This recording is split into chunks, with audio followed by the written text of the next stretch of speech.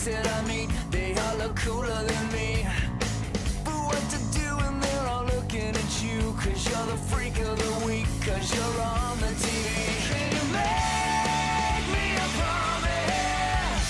Stop it before we begin. Will you hold on to my hand if I ever lose it again?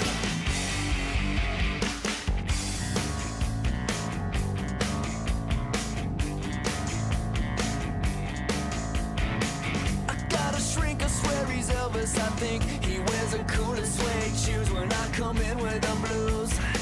He thinks it's all about culture and art, but the truth of it is that it rips me apart. Can you make me a promise?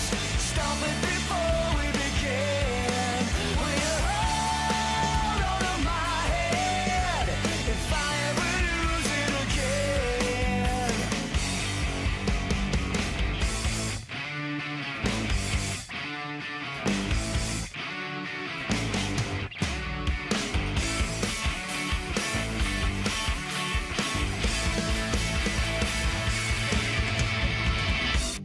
Tell me I sold out.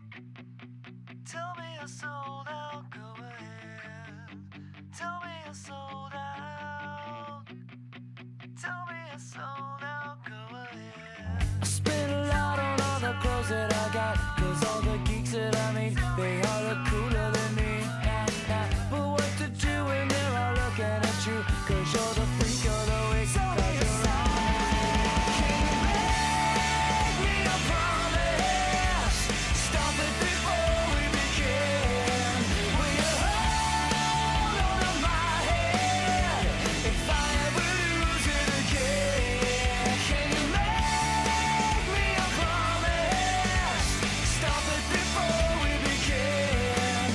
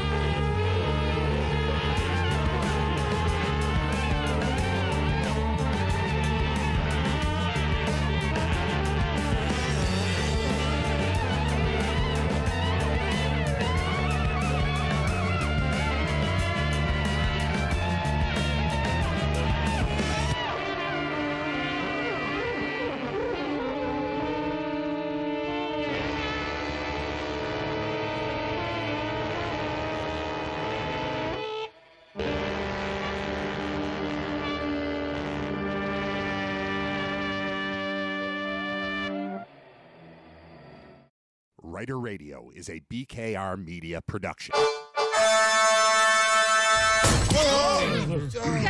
Welcome to the morning meeting, everybody. Or should I say the whenever you decide to show up meeting? I said the hip, hop, the hippie, the hippie, the hip, hip, hop, and you don't stop the rocket to the bang, bang, boogie, say up, up, the boogie to the rhythm of the boogie to beat. Now what the hell is to the dish, to the ripping, to the beat? I mean, the groove, and my friends are gonna try to move your feet. Say I am Wonder Man, and I'd like to say hello. I to the black, to the white, the red, and the blue, the purple, and yellow. But first I gotta bang, bang, the boogie to the boogie, say up, jump the boogie to the bang, bang, boogie.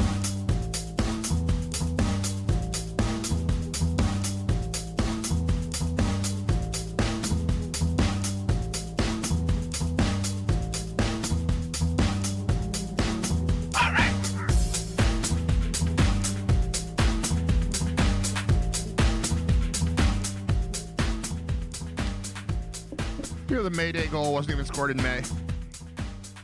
That's disappointing. A little bit. Well, it's not loud enough. My headphones? It's my headphones. The mic's fine. It's my headphones. Okay. Yeah, it sounds fine. Just not to me. But now it does. What's up? It's RITER Radio. It's episode 295. We're loaded today.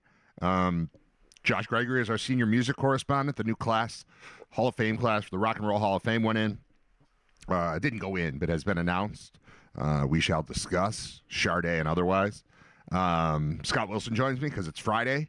The full playoff schedule is out for the NHL. I woke up this morning thinking, please don't make me start this show saying that the NHL is doing it all wrong in the Sabres' first trip to the playoffs in 15 years or whatever the number is. I should really find out the exact number. I keep saying it's 15 or 14. I mean, they were there in 01. I keep doing this. I have done this on the air before. They were there in, not 01, in 11-12.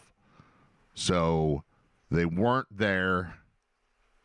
See, it's going to happen again. Well, if we went, this would be the 15th. So 14 years of no, I think, is the math. And then a year of yes. April 24th, 93.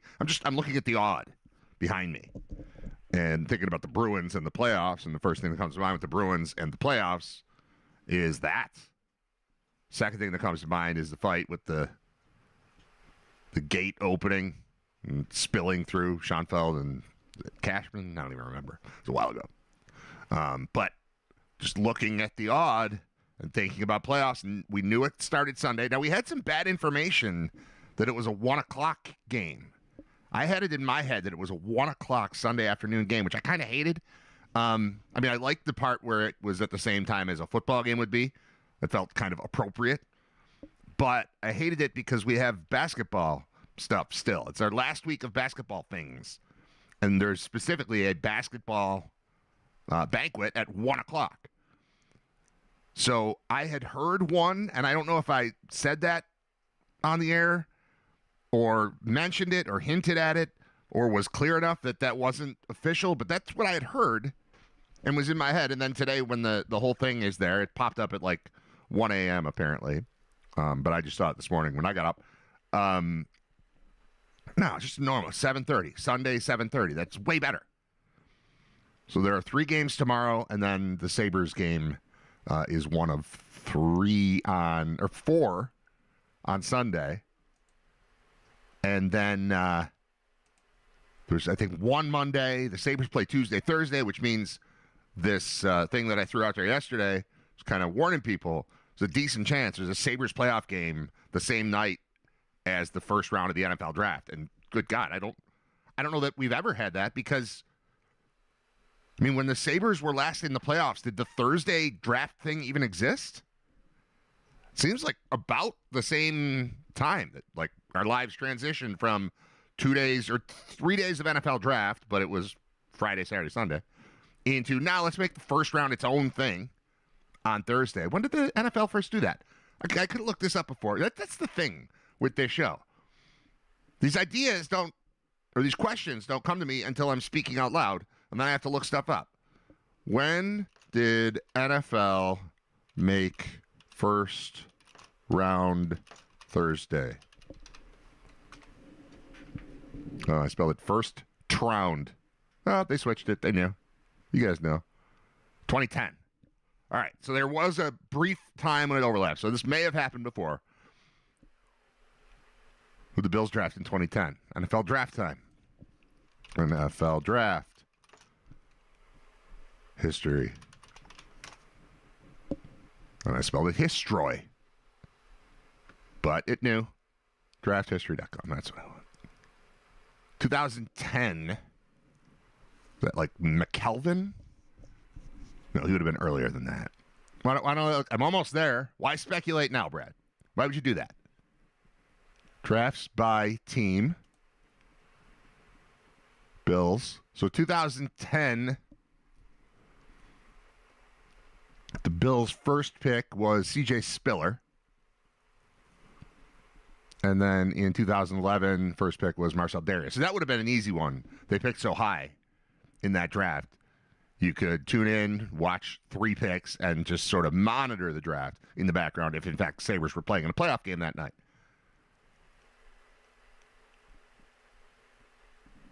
(2012) Gilmore. All right, so those are the 3, and I'm guessing just before that would have been McKelvin. 2008 was McKelvin. Yeah, okay. So I go to the same, hang out with the same group of friends every year for the draft, for the first night of the draft. And it is regularly, and I did talk about this yesterday, but I'm just getting you caught up. You didn't necessarily hear every minute of yesterday. There's always a second TV for hockey, but it's always just a game I don't really care that much about, and I'm there for the draft. But now I think main TV is Sabres, and the draft is the other thing that's going on. And honestly, that's way better. Because as exciting as the draft can be, it more often than not is just sort of a slog through the, the people using the full clock when you don't feel like they need to. And, they might be looking to move up here. No, nothing happened. There's a lot of nothings. Sometimes it can be crazy and magical and fun. But generally speaking, you're picking 26th. The Sabres game should fit in before the Bills make their pick, so that'll be fine. So that's cool, and that'll be game 3. So Sunday, Tuesday, Thursday. I had the whole schedule. It's in one of these windows, I think. One of my windows is McDavid winning. So 2 of the NHL awards.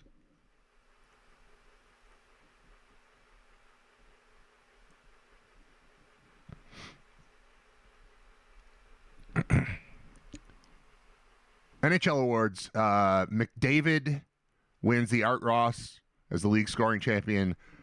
Nathan McKinnon wins his first career Maurice Rocket Richard Trophy as the NHL's goal scoring leader. Avalanche teammates Scott Wedgwood and Mackenzie Blackwood would, in fact, claim the Williams Jennings Trophy. William Jennings Trophy. Did I say Williams Jennings? Ooh. William Jennings Trophy is a goaltender who played a minimum of 25 games for the team, allowing the fewest goals. So those are your guys. Anyone else? Now, this maybe only affected those of us who grew up in West Seneca. Anyone else have trouble as a kid with Al Ross and Art Ross being 2 different people, both associated with sports? One, I drive by, there's jerseys in the window. The other one I hear about all the time in hockey that I don't think they had no, they did. They had the Art Ross Trophy the whole time. It's the Rocket Richard that they added much more recently. But like in my head, kind of like the, when there are 2 actors that have very similar names and play very similar roles, and we don't really need both of them. Dermot Mulrooney and Dylan McDermott. Like, it's kind of the same guy twice. And having an Al Ross and an Art Ross was confusing to a young, impressionable and stupid West Seneca boy named Brad. I've had problems with that. I see Art Ross, I think of Al Ross. I'm picturing the corner of Harlem and Seneca, the store, which I believe is still there.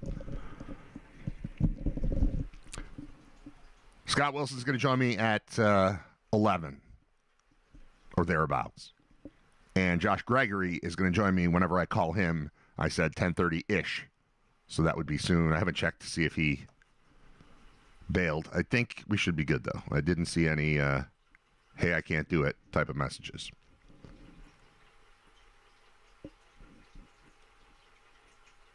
Sorry, I'm going to answer a text. The whole answer is yes. That one's easy.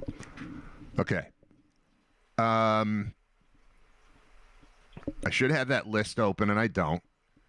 All right, what's it say? Mr. Toast Crunch says, that's the thing. NHL butchers game one for the Sabres schedule. Hands down, Saturday without a question. And if not, earlier Sunday. The worst possible time to put the spotlight on it entirely. Truth. Why? Is your avatar a Mighty Taco? Looks like it. Cool. I don't have a problem with that. Where does the game fit most conveniently into my life is what I'm looking for. And Sunday afternoon is not, that's not it. Sunday night makes sense. Sunday night's great. We have an early basketball banquet, and then the second one at 1. I'm going to eat pizza twice. We are lined up for so much pizza. I got pizza yesterday. Delicious pizza. Delicious, thin crust, New York style. Amazing. Just there was a bunch of stuff going on. There was a wake, and there was a baseball practice, and there was like this tiny little window, or like I can pick up a pizza leaving a wake and get home, and then we can inhale it, and then we can go to baseball practice. And it worked. But while eating it, my wife's like, oh, tomorrow we're having pizza, baseball. Because there's baseball tonight. Tonight, ooh, this is a big one. Tonight is the final indoor baseball game of the offseason. We've been on this pretty hectic schedule for a bunch of little kids. And I love it because the team has gotten awesome, and they're going to continue. They're going to be really good. It's going to be really fun. And a lot of it has to do with the fact that they've played 3 different sessions of indoor baseball games since, I don't know, October, November, something like that. 3 separate sessions. But tonight is the final game of all that. And I can't wait. Did you guys know baseball can be played outside? You forget when you're us and you're doing this every weekend and going to this, soccer facility that works okay. Like it's definitely helpful. It's definitely good, but it's a haul to get out there, and then you sit there, and it's not a real game, and every count starts 1-1, and the other team's always walking our team. I'm looking forward to the real baseball. Let's find out who can catch fly balls. Let's mix that in. You take the roof away. Skydome does it right. Their roof is very, very high. Rogers Center.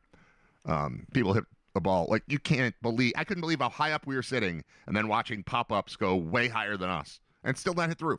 They're doing it right. It's not exactly that way at Salem Sports Park in Elma. Still a good facility. Still very helpful. Still good but let's get outside, man. Let's get baseball going for real. I'm ready. Somebody asked me if I'm going to do a hot dog count again this year. My guess is yeah. I mean, why would I not? They are readily available. Not just at our facility, but at all of the ones around Western New York and beyond where we will be attending games. And I'm not going to lie to you, it's the easiest thing to consume quickly. Because usually when I'm hungry at a game, it's not, man, I could really go for a hot dog. It's, I need to download something into my system now so that I can stop feeling this way and stop thinking about hunger and to get it done. And hot dogs just work. They're so easy. Good morning, all. Go Sabres. Scott Wilson Day. Sunday night, awesome start time. I hate afternoon hockey games. Yeah, me too. I mean, I get that they'll be mixed in. The game 4, I think, is at 2 p.m. in Boston. How do I not have this open? That was the first thing I did this morning. Did I really look at it and go, okay, good enough, and close it as if I had memorized the thing? And I'm looking it up. NHL playoff schedule. Sabres are right at the top of it, too. It's like an official press release. There. Bracket challenge. I don't want that. This one. Round 1 schedule of playoffs announced. Well, this says it was posted 32 minutes ago, but I saw something that was posted at like 1 a.m. And this doesn't even have this is the wrong one. This is about Montreal. That's what posted 30 minutes ago. How about this one? NHL.com. Better. Yeah, this is it. All right. So, yeah, Sabres, 7:30 Sunday. 7:30 Tuesday. 7 o'clock Thursday. And then it jumps to Sunday. So there's an extra day off there. So we're spending an extra day in Boston getting ready for Game 4, which will be at 2 p.m. next Sunday. I'm okay with 2 p.m. next Sunday. I can plan for that. But throwing a 1 o'clock at me this coming Sunday, I wouldn't like that. And then they don't have times announced, but after that it's the 28th, which is Tuesday, May 1st, Friday, May 3rd, Sunday. So we could have 3 consecutive Sundays of Sabres hockey if this thing stretches out and goes the distance. But this is the time, man. This is the thing I've been explaining to my kids, trying to get them ready for it. They understand what playoff football feels like when there's a game, and then you wait a week and you play another game, and you wait. This ain't that, man. This is the full intensity of a playoff football game, except every other night for 2 months if you do it right. Good God. I'm doing the show on GR next week. I've mentioned that a few times. So I won't be doing this show. I'm doing 1 to 3. I'd say by myself, but there's a producer there. I'm sure I'll have guests. Here's the week I'm getting thrown into. I've been doing some fill-in over there, but it's always with, either with Tim Graham or with Owen Parker or some combination of them, and no knock on working with them, but this is the first time I've done like GR stuff by myself in forever.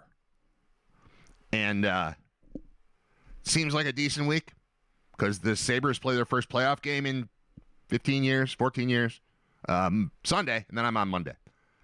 So Monday is the day after a game. Tuesday is a game day. Wednesday is the day after a game and the day before a game and the day before the draft. Thursday is the draft and the game. And then Friday they will have just played a game. So that's my week of, oh boy, what are we going to talk about today? There's literally nothing to prepare. I'm going to watch the hockey games.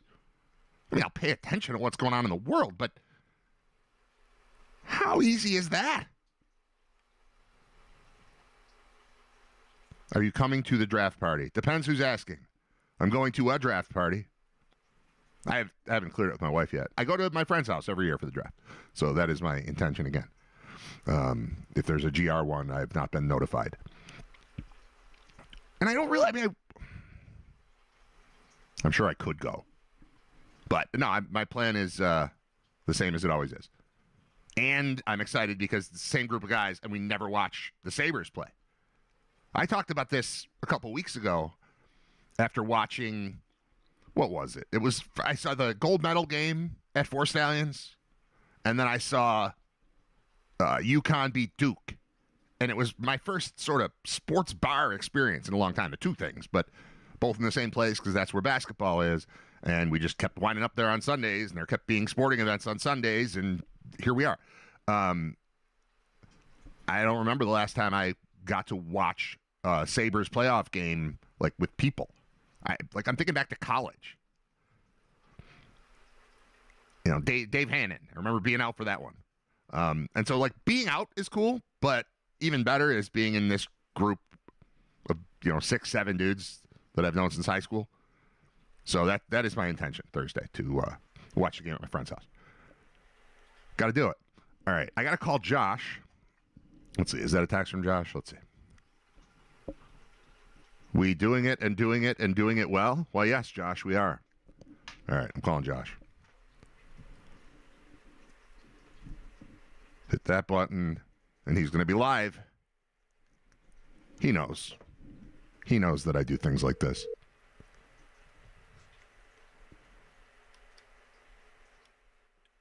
Hey. Don't swear, we're live. Okay, good. What's up? Boobs, crap, boobs. Casual Oh, swearing. no. Dump. What's up, man? I didn't play What's going on? I didn't play your thing. Let me play your thing, and then we'll having a little technical situation here. Hold on, I want to play the thing. There it is. It's red. Here we go. Let's check in with RITER Radio's senior music correspondent, Josh Gregory. That's better. I just said, I wonder if Josh has texted me, and you said, we doing it and doing it and doing it well? And I said, yes, we are. Let's call him. How are things, man? Doing all right. Doing all right. Little allergy issues, but what are you gonna do, man? You gotta just get through the spring. Do you think it's because you moved to the country and now you're being exposed to all sorts of different vegetation? That probably has something to do with it, but I probably need a new anti-allergy pill or whatever. I've been on it for so long, it probably just allergies just laugh at it. But I thought you were going to say you needed a new nose. that would be wonderful. I've already had surgery on it twice, so Really? I didn't do anything. Oh yeah, I didn't know this. You want to talk about it? Do you feel okay? I'm fine. I had balloon sinuplasty years ago, and I also had I can't even remember the actual technical term for it, to remove polyps in my nasal cavity a year ago. But all that's clear, but I still have allergies. I Wow. want to take that away. Is that the same surgery that they had in the movie Face Off? You know what? I should have asked for a completely different face, and That'd be nice. I could have been you. I'd be Brad number 2. Whatever. We don't need another. No, we don't need another me. I'm just saying it'd be nice. Like honestly, I would take a different face. I don't mind my face. I would take a whole new one right now. Like, all right, lead the rest of my life with a different face. I would do that. I've only got a few more years to go, so I'll stick with this one. All right. The reason that I got in touch with you is that the new inductees to the Rock and Roll Hall of Fame have been announced. How would you like to do this? Would you like to talk about anything in particular, or would you like me to just walk through the list and you react as we go? We'll do that, but I'll start everything off by saying I got to be honest. This list to me, while deserving, whatever, we can talk about that. This is a pretty boring list this year. Real boring. Yeah, this was not anything that jumped out at me, and I was like, oh yeah, wow, well deserved. A lot of this was just like, yeah, okay, fine. Yeah, I've been playing along with the vote for the Black Crows thing for a couple of years now, and still waiting on that. And honestly, the only one that I reject out of hand is Sade. Yes. My problem with Sade has nothing. I've gone and listened to the 2 songs by Sade that I know, and they're still both very good. Neither is rock and roll at all. Neither of it has any sort of guts to it. They're smooth, jazzy, cool, pleasant pop songs from the early 80s, and I don't understand what that has to do with the Rock and Roll Hall of Fame. And I've got no problem with Wu-Tang Clan and, Public Enemy. This is not a genre thing, as long as the genre has some sort of snarl to it. There's no snarl to Sade, so how does she do how is that? How does that happen? Why does that happen? Well, when these guys are often criticized for how they pick things and rap acts being in the Hall of Fame, it always comes back to, well, rock and roll's more of a lifestyle, man. They take this tack where they're trying to capture the raw energy, which I totally get and I understand. But to your point with that, Sade, I remember Sade because it was on MTV. It's about the only time I think I've ever listened to it. She's a hell of a singer. Yeah, she's great. The whole band is terrific. It's not anything that I would listen to, but if we're talking about lifestyle, okay, we'll play that game with these folks on this panel who decide who's in the Rock and Roll Hall of Fame. What lifestyle are we talking about? The smooth jazz that I'm putting on at night when I'm with the ladies, or are we talking about the raw, rugged bunch of people driving around the country in a van playing little bars until they get big? Like, which one is it here? What are you guys doing? So that one right off the bat, you're right. I was like, Luther Vandross. Oh, again, same thing. It is what it is. It's not bad. I don't look down my nose at it, but I don't understand where they're coming up with these choices based on what they keep trying to tell us their main objective is. Yeah. Is it rock and roll? No, it's a lifestyle. Okay, well, you're missing it twice right here with those 2 picks. What's Luther Vandross's biggest hit? One Shining Moment? I mean, really, I know who he is, but I couldn't tell you a single song other than the one that they play at the NCAA basketball tournament. Sade has maybe the worst lyric in music history. Do you remember it? Coast to coast, LA to Chicago. What are we talking about? We can't That doesn't reward even make that. sense. We can't reward that. And I forgot about it. I mean, that's Sammy Hagar bad. And I don't know. I just okay. Let's walk through the list. Yeah, sure. And in the way that it's presented on the Rock site, which doesn't appear to be Yeah, I guess it is alphabetical by last name and then first name if it's an actual band. All right. So first up is Phil Collins. Like, I haven't checked to see if Genesis is in. I don't need Phil Collins twice, but I probably would put Phil Collins over Genesis. So this is fine. Yeah, Genesis is in. Okay. So, and again, that was, the prog rock with all the, the different, obviously Peter Gabriel was the front man for a while. Right. And he takes off for solo. Phil takes over. Phil, I have no problem with. With his solo career, lots of hits, very radio friendly. Some really big hits that are played in sports arenas and in tons of movies. And Miami Vice, I remember in the air tonight was just the drum solo. Just the drum solo is like that belongs in the Rock Hall by itself. Sure. I have zero problem with Phil Collins being in, even if he's in twice. A lot of guys are in twice. That one, okay, that makes perfect sense. Sure. Are there other bands I would have put before Phil? Of course. That's always going to happen every single year. But with Phil, he has a huge catalog, very creative, and if we're going to take that lifestyle thing into it, his videos even were really creative, some very funny. But ran the gamut from the R&B kind of smooth movie soundtrack kind of tunes to some pretty decent upbeat rock and roll. So Phil, totally in. I get it. And covering Motown stuff. Like, there's a lot going on there. I'm sure he's cool. I'm cool with Phil Collins. Who I'm not cool with at all is Billy Idol. The only thing Billy Idol ever did that I liked, two things. I liked him in the Wedding Singer. And I liked the video for Cradle of Love. And other than that, I have nothing for Billy Idol. Do you like Billy Idol? I do, honestly. Okay. I thought you might. From the punk scene, he was with Gen X. And, that's where Dancing with Myself actually started. He made that again as his... I think the saving grace for Billy Idol, who I like as a singer, I think he's got more range than most people know. He's had to reinvent himself a number of times. The guy probably should be dead after all his motorcycle accidents and stuff. He's a good entertainer. I've seen him once.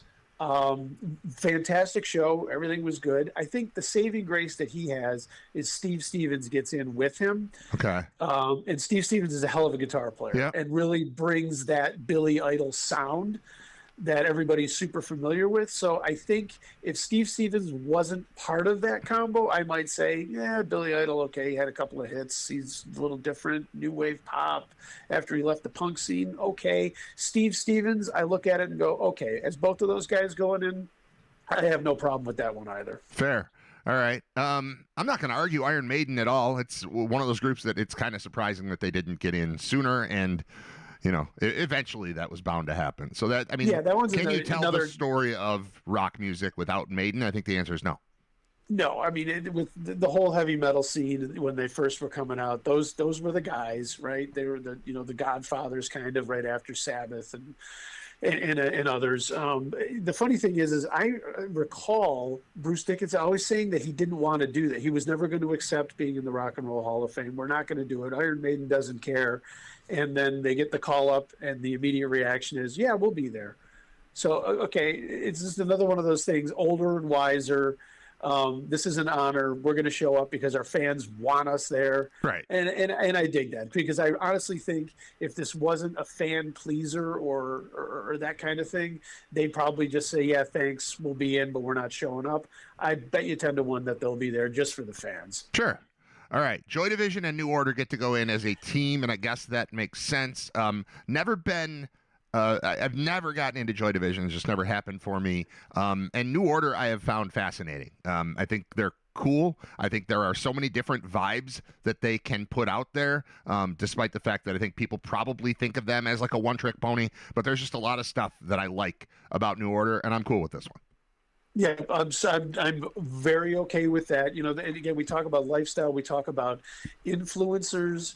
Their approach to that, synth pop kind of thing was very influential in the immediate day that they were doing it. Very influential with The Cure and other bands of that nature that were out at the same time as they were. Peter Hook's bass really kind of set the tone. I mean, he's playing way up on the neck. Didn't really hear that before. He's more of like playing it like a guitar. Not saying that nobody else did.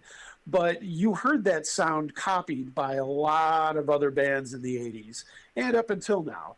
So with Joy Division and New Order, you know, for the lifestyle, sure, that makes it. Rock and roll, sure, that makes it. Influence, 100% makes it. All right. Now we're on to Oasis, who I have found I like less with every passing year. I was intrigued by them when they first came out. The first couple of albums obviously were massive. And then it all just kind of fell apart. And they've been battling, and the brother fight. Like, I've already got Black Crowes. I don't need these guys. I don't know, man. I don't hate them. I do get what a big deal they were at a particular time, but I feel like that only lasted a few years, and somehow they've had this reputation that is carried for as long as it has without really having the product. And I don't know, that bugs me a little. Again, don't hate them. Just when we're talking about, you know, the Black Crowes sitting it out and Fish still not being in, which I think is disgusting. I don't know. I just, where are you on Oasis? So I'm a 50-50 guy, and I think the reason that they are so popular is based on their live show. You just mentioned Black Crowes. The first time I saw Oasis live, they opened for the Black Crowes. Yep. Chris Brown, voice of the Bills, said, "Hey, do you want to go see the old Black Crowes?" I said, "Sure." Oasis happens to be there. They were freaking amazing on stage. They were terrific. And so are they here? Again, it's the because, you know, I mentioned Steve Stevens. I mentioned Peter Hook. I mentioned Phil Collins' drum. Oasis has none of that. Oasis is a good band. You know, obviously really popular in the 90s, a couple of really good albums, a lot of radio play. I played them at the bar I worked at. And, Sure. And I like Oasis. I'm not trying to, you know, dump on them, but they don't have any of those other elements that I talked about. They kind of remind me of another Brit band that you and I both really like, Stone Roses. Oh, yeah. They seemed kind of like Stone Roses Part 2. And, you know, with Stone Roses having their contract pulled and they had all these years of not being able to do anything, Oasis seemed to do that to themselves, which was just odd to me. Like, you can't get along with your brother. Like, we know Dave Davies and Ray Davies did not get along at all in the Kinks, but they still made freaking records, right? They still made product. And so this is another one where I'm like, I guess, yeah, fine. It would have, you know, there were plenty of other bands on the list I would have chosen way before Oasis, but they're there. That's fine. It always felt like their story was being sold to me above their music being sold to me, if that makes sense. The attitude. These two guys had the attitude. Yeah. It's like, okay. Billy Idol had a cool snarl, and that was it. Did we get him in the Rock and Roll Hall of Fame because of that? No. These guys, maybe that has something to do with it. I got a message in the chat. Saw Billy Idol at the Continental. He stopped in and played a couple sets on his way to Toronto. It was awesome. Well, that would be, I mean, there you go. If you're just at a Even bar better. and Billy Idol shows up, that's Billy Idol gets it. I mean, that's fun. Okay, Oasis. We already did Sade. We already did Luther Vandross. Wu-Tang Clan. Not exactly my era of music. Like, I had just, as they were becoming a thing, I was kind of losing it with hip hop. But I have since gone back, and I absolutely appreciate what they have stood for 30 years now. And I like them and I get it.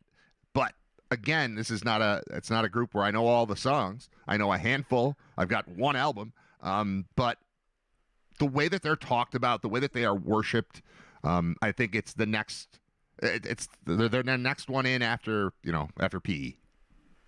Yeah, again, I have the same, and I have to say this. And NWA. You know, the rap era that I grew up in, obviously a little before Wu-Tang, and you could say, okay, these guys were setting the groundwork for all these other bands.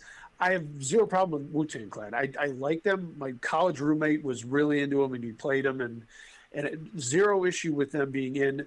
But I also look at that side of things where they're like, it starts to feel like, okay, we got to pick a rap act to be in. Who are we going to pick this year? Wu-Tang Clan. Are they that influential? I can't speak enough to hip-hop to say, yes, they were, yes, they weren't. I don't know, where I can totally look at a Public Enemy, say yes. Beastie Boys, yes, both for rock and for the rap stuff. Sure. I can look at KRS-One, say yes. LL Cool J, yes. You know, with Wu-Tang, I can't say that because I just don't know enough about it. I have zero problem with them being in. Are they my favorite rap act? No, but hey, again, zero issue with them being in. There's something cool to their lo-fi vibe that I've grown to appreciate. I think I didn't like it at first because I was used to, what the Bomb Squad was doing in Public Enemy and what Paul's Boutique, what the Dust Brothers are doing with the Beasties. And this is like a lo-fi vibe, but I get it now. Like I didn't love Nas when his first album came out. Illmatic came out. I didn't get it. I didn't understand it. I have since grown to love it, and I put Nas in the same kind of category with that sort of lo-fi. It's pretty subtle, and it feels like you're listening to something dark. And there's something cool about both of them to me. So I'm supportive of it, despite the fact that they're not front and center in my collection. Yeah, no, totally. I feel the exact same way. That it's speaking of other lo-fi kind of band that might never get in, Ghetto Boys was the same kind of thing. Those were guys that I never would have heard them if my friends who were really into rap hadn't been playing them. Yeah. I had a couple of things that kind of revived their career a little bit, or just brought them back into the forefront. Office Space, that kind of thing. But I kind of put them in the same category where I like them. And I don't care that, don't hate the fact that they're in, but would they be the first people that I would pick? Probably not. But again, I'm not a hip hop enthusiast as much as the next guy. So what the hell do I know? Fine, they're in. That Ghetto Boys self-titled album, I distinctly remember where I bought it, like I had read about it or heard about it or something, Rolling Stone magazine or something else, and saw it at the store at Record Theater and got the cassette, and we're in my buddy's what was it, a black Buick Century, I think, and popped that thing in the cassette deck, and the first song is F 'em, and it's just like right off the, and it's like insane from there on out. Bushwick, track 2, they've got this dwarf in the band, Bushwick Bill, got his eye shot out, and they made that the cover of their next album. That was on the back cover, that's right. It was the front cover of We Can't Be Stopped. It's him with his was that on the front? Yes. Okay, that was in the front. Yeah, they're walking around his stretcher. Yeah, it's ridiculous. I've got it on CD over there somewhere. Probably under G for Ghetto. But yeah, anyway, Bushwick Bill, the second song now they had an album before this one that I eventually got, but it wasn't even close. The real one was just called The Ghetto Boys, and it had mugshots on the front of it. And the second song is called Size Ain't Shit, and it's just him like, I don't care that I'm little, I'm gonna kill you. Like the whole thing. It was crazy. It was crazy music and Mind of a Lunatic and all of that. It was nuts. So I know they're not really involved, and they probably won't ever get close. But yeah, I could see that. To me, they're high on my list of, not that I put out a ton of hip hop music myself, but if I had influences in the hip hop community, Ghetto Boys are way up there. So is Digital Underground, by the way, and De La Soul. All right. Any problems? So we've got early influence awards. Graham Parsons, cool. MC Light. Sure. MC Light I never got. Queen Latifah I also never got. But the fact that she's still around and everybody knows who she is, I guess she proved me wrong. I don't know these other people. Celia Cruz and Fela Kuti. I don't know who that is. No idea. Okay. Musical Excellence Award. Linda Creed. That's Apollo's daughter, I think. Arif Mardin. Jimmy Miller. I don't know. And Rick Rubin getting an award at the Rock and Roll Hall of Fame. I'm quite confident that both of us share a similar opinion on Rick Rubin, that our musical lives would not be what they are if that guy wasn't out there putting out the vibes that he is. No, 100%. Rick, in the work that he was doing and promoting a lot of these bands that we've already mentioned, really at the forefront of bringing them to popularity and saying to everybody else, hey, check this sound out. These guys are important. These guys deserve it. We can look at Rick and say, he's the one who made all that happen. Sure. So no problem with that. I think Ed Sullivan was also on the list. The last one I was going to say, yep. Yeah, a no-brainer, right? I mean, all the big acts way back when, before we were born, everybody had time on Ed Sullivan, and how do you not say, okay, again, a guy who had people on, maybe he did ask some bands to change their lyrics, which again, the Doors did not do, causing a poop storm. But I mean, all the other crazy stuff that happened on his show with some of the rock bands and everything before that were people who played nice. The guy was in everybody's freaking TV. Everybody watched it. So how do you say no to a guy like that who was promoting rock and roll in an era that probably had a lot of people that didn't want their kids listening to it, but there it was, center stage. You couldn't ignore it. All right. Anything else we need to add here before we let you go, Josh Gregory? Yeah, I think that's everybody. And again, it's just one of those years where you're like, okay, yeah, I don't have a problem with that. Maybe next year it'll be a little different. And it's fun to see all the debates on social media with saying, oh, that band's still left out, that band's still left out. Everybody can make a case for the band that they like. I think it's more fun when we have these discussions of here's who actually is in, what do you think? Instead of complaining about who's not there, let's just talk about who is there. We've done that, and maybe next year we'll have a completely different conversation about a bunch of bands that maybe we're a little bit more excited about. But this year, Yeah. Well, I mean, I'm looking at the fan vote. New Edition finished in first, followed by Phil Collins, followed by Pink, then Shakira, then Luther Vandross, then In Excess, and then Sade. So they left out New Edition, which is fine. That's not Rock and Roll Hall of Fame to me. Pink, I can't believe Pink is still a thing. That's no knock. Like, every time she puts something out, I'm like, oh, you're impressive, aren't you? You've been doing this for a long time, haven't you? For somebody who I discovered in 2001 and is still like a fully functional part of the music scene. Shakira, that one's confusing to me. Luther Vandross is confusing. Sade is confusing. I've always liked In Excess, but I don't necessarily consider them Rock and Roll Hall of Fame level. I like them. Then Wu-Tang, Billy Idol. So I don't know what they do. They just wipe Fish off the thing because they won the fan vote last year, didn't get in, and now they're just not on the fan ballot either? Or is this really who everybody wrote in for? Did the Fish fans give up? Like, what is it? I don't know. or, and again, I don't want to get into, the ballots are a little weird, mail-in votes, whatever. That's completely Dangling Chads? Dangling Chads. Did Florida screw this up? Probably. It is interesting that we see that. So you can ask the fans what they think and then completely disregard it. Well, then what the hell is the point of having it? Yeah. Is it just about clicks Yes. and all your other bullshit marketing? I think we can say safely that that's what that's for. Yeah, but for Fish to suddenly disappear, for the Bostons of the world, whether you like them or not, suddenly they're nowhere to be found. Right. What is the point of asking us? Just tell us who you want to be in, and then we'll just kick you up or kick you down when you make the list, and we'll continue to have a show talking about Well, it. most or all of the ones who got in were a part of this fan vote thing. So Sure. Phil Collins is there, Vandross, Sade, Wu-Tang, Billy Idol, Maiden, Oasis, Joy Division, New Order are all on the fan list. So it seems like So maybe there is some listening, but it's just the most popular one we overlook. I don't know. yeah, I'm not sure. I don't totally get it, but I would like Fish to be involved at some point soon. The math, you have to just based on them as the top live act of the last 30 years and what they've been able to do and reinventing festivals and like it's crazy the stuff they pulled up. If Dave Matthews can get in based on that alone, because Dave Matthews hasn't had a radio-friendly record or hit in 20 years. Right. But based on the touring, based on the live shows, based on all that, if he's in, there's absolutely no reason that Fish Yeah, shouldn't and I be in thought either. like he got the fan vote but didn't get in, and then the following year got in. And I thought, okay, so they make Fish wait a year, and then they'll put Fish in. I mean, they had the hot dog. They have had the hot dog from the New Year's show at Madison Square Garden hanging in the atrium. It's like, clearly you're acknowledging they exist. So put them in.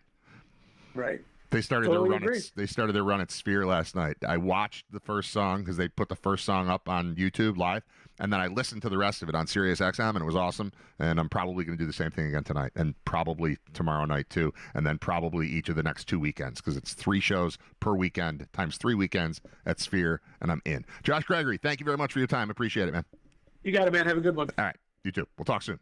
There's Josh Gregory. He's our senior music correspondent, kind enough to join us this week as the new inductees into the Rock and Roll Hall of Fame have been announced. All right, we're going to put on something.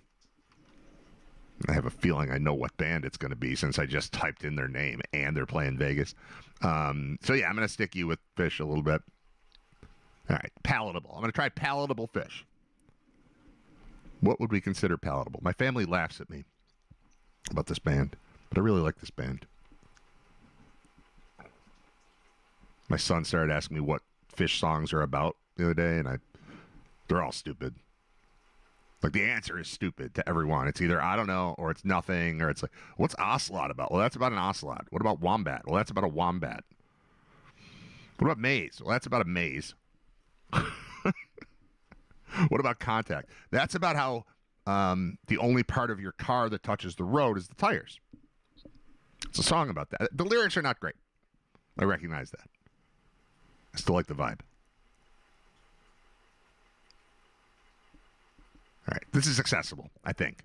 Palatable. Tolerable. I'm Brad. It's Writer Radio, episode 295. Scott Wilson's next. Stay tuned.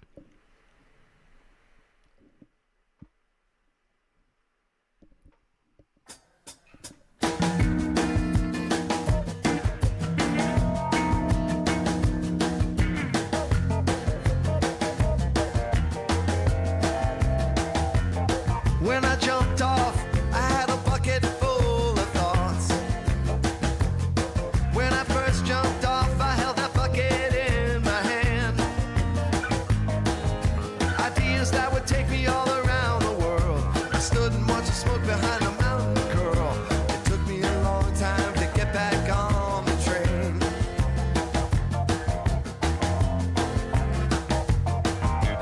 Now I'm gone and I'll never look back again. I'm gone and I'll never look back at all. You know I'll never look back again. I turned my face into the howling wind. It took me a long time to get back on the train.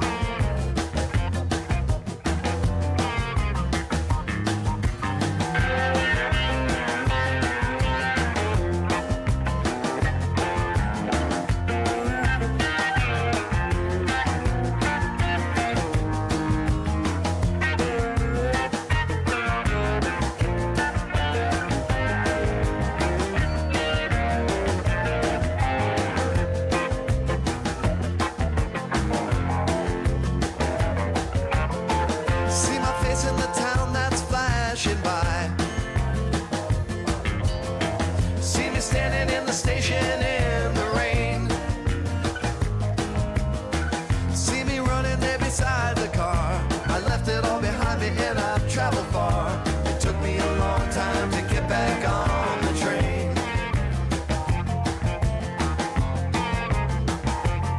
When I jumped off, I had a bucket full of thoughts. When I first jumped off, I held that bucket in my hand. Ideas that would take me all around the world. I stood and watched the smoke behind the mountain curl. It took me a long time to get back on the train. It took me a long time to get back on the train. It took me a long time to get back on the train.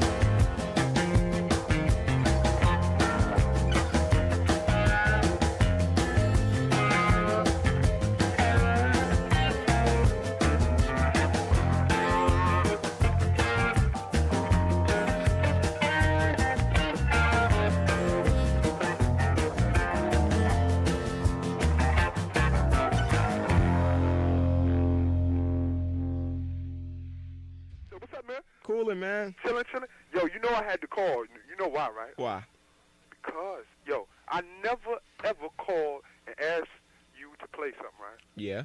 You know what I want to hear, right? What you want to hear? I want to hear that Wu-Tang joint. Wu-Tang again? Yeah, again and again.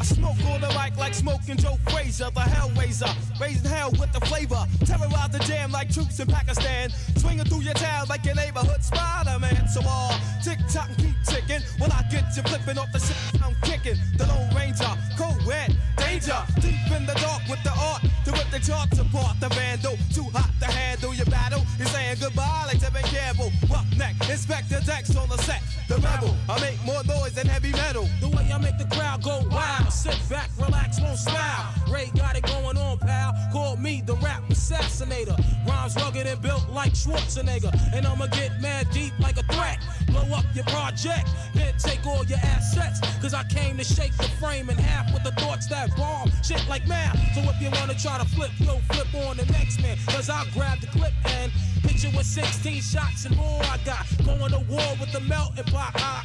It's the Method Man for short, Mr. Map.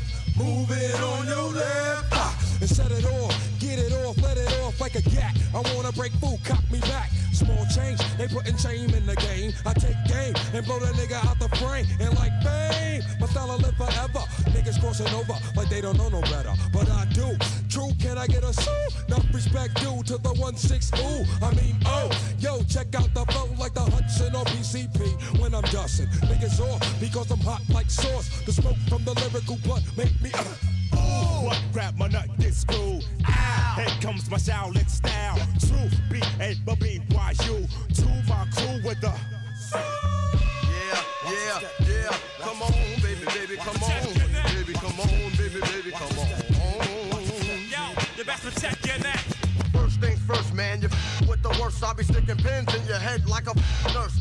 I'll attack any nigga who's slacking his Mac. Come fully packed with the fat rugged stack. Shame on you when you step through. Two, the old dirty bastard, straight from the Brooklyn Zoo. And I'll be damned if I let any man come to my center. You enter the winter, straight up and down that shit.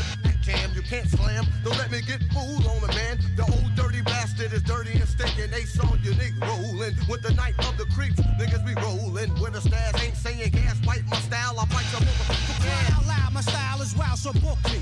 Not long is how long that this rhyme took me. Ejecting styles from my lethal weapon. My pen that rocks from here to Oregon. Here's more again. Catch it like a psycho flashback. I love gats. Rap was a gun. You wouldn't bust back. I come with shit, all types of shapes and sounds. And wherever I lounge is my stomping grounds. I give an order to my peeps across the water to go and snatch up props all around the border and get far like a shooting star. Cause who I are is living the life of Pablo Escobar.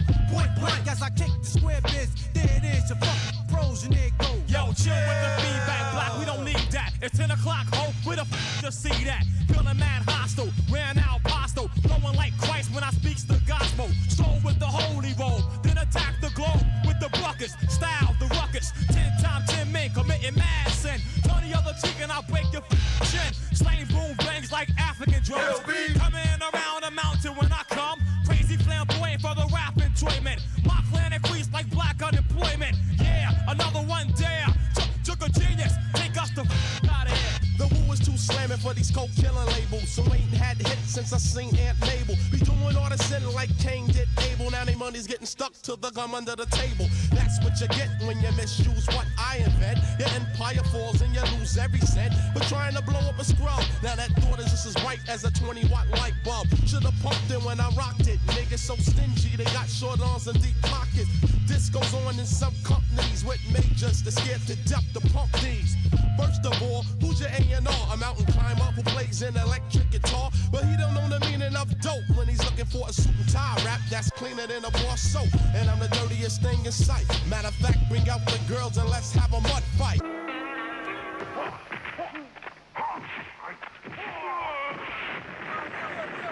You best protect your neck. You best protect your neck. You best protect your neck.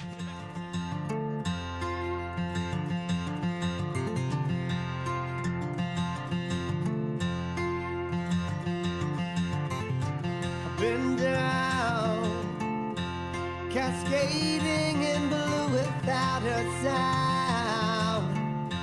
Now I've traded my black feathers for a crown.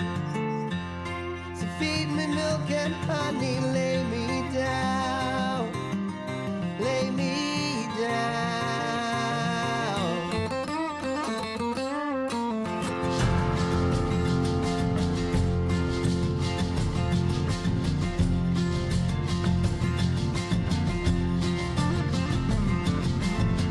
Look around and show me holy places not yet found.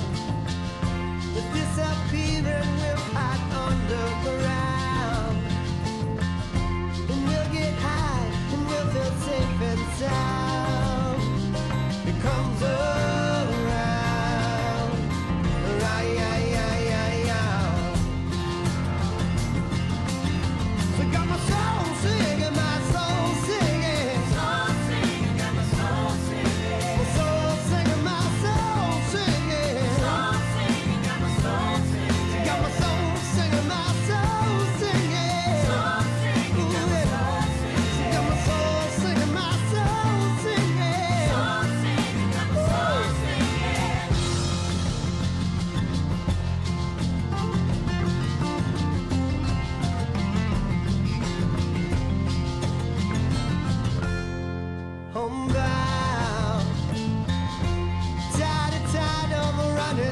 to town.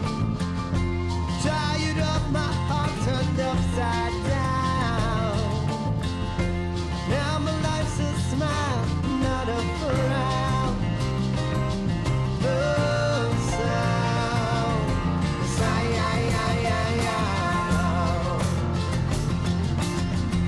My soul singing, my soul singing. Soul singing, got my soul singing. Soul singing, my soul singing. Soul singing, got my soul singing. Well, I got my soul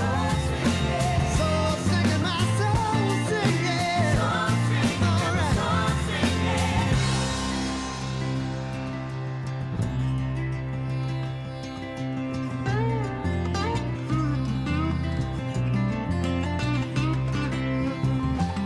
Soul singing, got my soul singing. Soul singing, my soul singing. Soul singing, got my soul singing.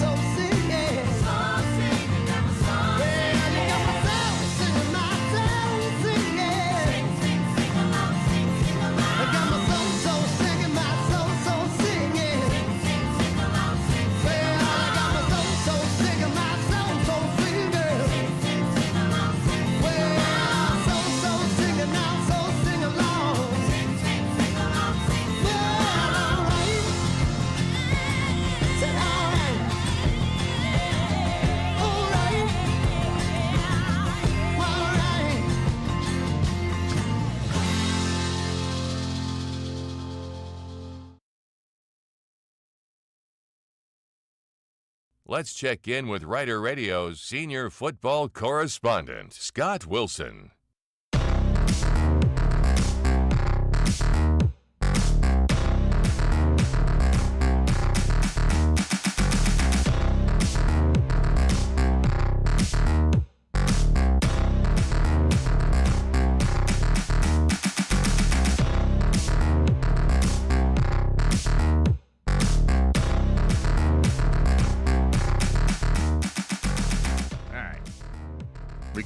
We good. Scott Wilson's here. Hi, Scott. What's up? How are you, man? Good. It's a big good. week. Yeah, that was a good discussion with you and Josh. Did you like that? Yeah, you two are the biggest music nerds, aficionados that I know. So, yeah, it's good. I'm excited. Wu-Tang is getting in. Wu-Tang's fun. Diversify your bonds.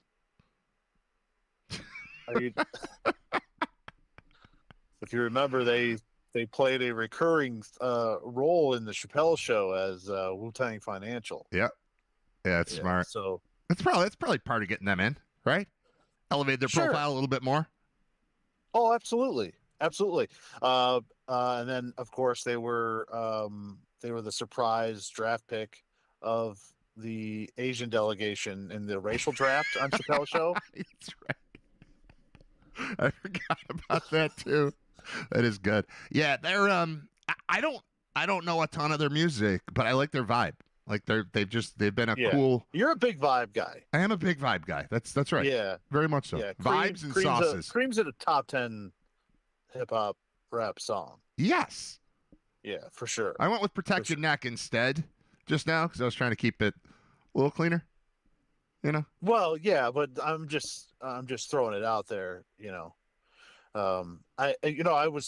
It's funny. I tuned in. You guys are talking music. I was going to lead with music because my feed on social media was swamped this morning when I got on there, was scrolling through with videos from Fish at Sphere. Now, I'm not a Fish fan. Yeah. But it must have been like, we've seen that you like some of this other stuff. So we're just going to throw this in there. Maybe you like this. I mean, it looks amazing. Yeah. The visuals look amazing in there, as whoever's in there. But I have to imagine that with the with the extracurriculars that go along with that, that has to be quite the experience. I would think. I'm surprised. This is their second time playing there. I'm surprised there hasn't been some sort of an incident of somebody just falling from the top or what. I mean, yeah, they've only done a few shows, but this last night was one of 9. They're doing 3 shows a weekend for this weekend and then the following 2. And I would love to go, but I don't know. It seems like too much, man. Even without extracurricular things, it seems like too much. Like watch. So what they do every show is you can watch a live stream every concert they play, and they make the first song available live, the first song of each set. So they have that, and then it just fades, and you can buy the online show if you want. But they also had the audio stream on SiriusXM for free, and they're doing all 9 nights. So that probably is going to lead to 9 nights of me in the basement listening to Fish by myself. I watched the video, and then I already had it set up, so I just switched over to the Bluetooth speaker with the thing, and then I just played PGA golf with no sound while listening to an entire Fish show last night. It's one of the best nights of my life. Yeah, no, that is very, very enjoyable when you can flip something like that on and then just kind of sink into a video game or something else that's going on. That's a lot of fun. Well, yeah. golf is perfect too. Don't need audio at all for golf. Nope. And it's just a peaceful, giant game of golf being played as golf season is approaching. And I'm thinking about actually playing golf. And now I'm playing that on a 12-foot screen while I'm listening to Fish play live from Vegas. It was awesome. It ended at like 2 o'clock in the morning, and I'm going to have to keep doing that. But so what?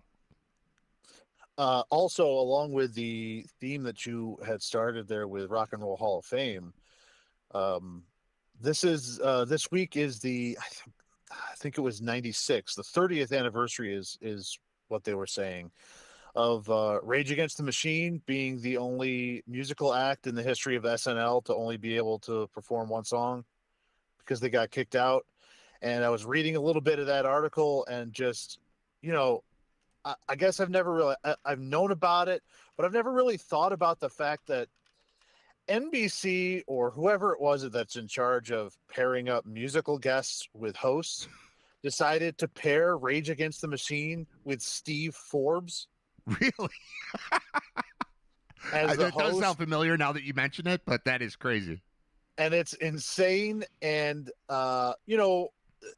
they tried to display upside down American flags on the drums, which caused a stir before their first song. There was a whole fight about that. Yeah.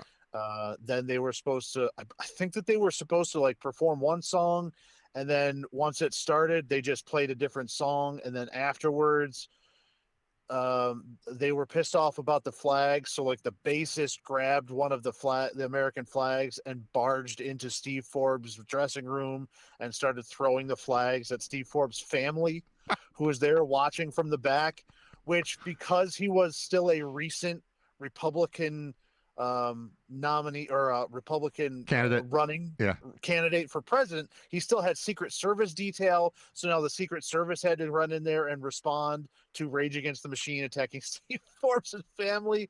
And eventually, Dr. Evil over there, Lorne Michaels, decided we don't need a second song from these guys. Yeah. We don't need a second song. So still the only act that has only been allowed to perform one song. The other big thing is the Ashley Simpson thing, but that's because she got caught lip syncing on the second song. All right. If it had been the first one, they probably would have shut it down. Right. So she got the second song. So Rage Against the Machine inducted at Rock and Roll Hall of Famers. Yeah. So it is, you know why that story, it didn't, I didn't know it inside and out, but it sounds very familiar. In reading about it now, Morello tells the complete story in that 50 years of SNL music that we were talking about a year ago at this time as they were doing all the 50th anniversary stuff. That music special, which is still on Peacock, was great. And he tells the whole story in there about this. He says, the day of the rehearsal, we had already had the upside down American flags, the Navy distress signal on our amplifiers. Just seconds before the show went back on the air, he said the flags were taken away from the performance after a brief scuffle with the band's crew and SNL staff. There's audio of what happened in the documentary. Then they performed Bulls on Parade without a hitch, but the damage had already been done. According to Morello, after the band left the stage, a representative from SNL comes to the door and says, looks like the show's running a little long. We're going to cut your second number, and they leave us alone. That was their first mistake. From there, Morello described a scene involving Comerford entering Forbes' dressing room and throwing a balled-up American flag at the presidential candidate's family. As you just said, I know, but it just sounds better when it's written out like this. Sure. That cemented the end of their SNL run. The night wasn't a total loss, however. In addition to serving as prime album promo, Morello still attended the after party. So that worked out fine.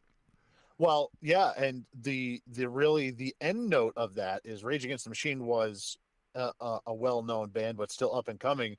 After that happened, the next week their album jumped to number 1. So worked out just fine. They got everything that they could have wanted out of that because nothing says Rage Against the Machine like Steve Forbes in 1996.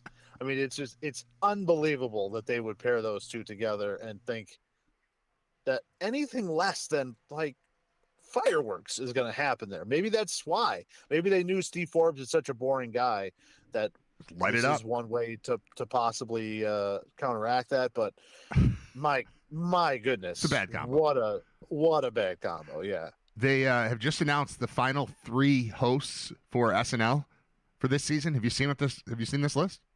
I have not seen the list. All right, so May 2nd, it'll be Olivia Rodrigo as both the host and the musical guest. May 9th, Matt Damon is hosting with Noah Khan as a musician. Okay. Matt Damon.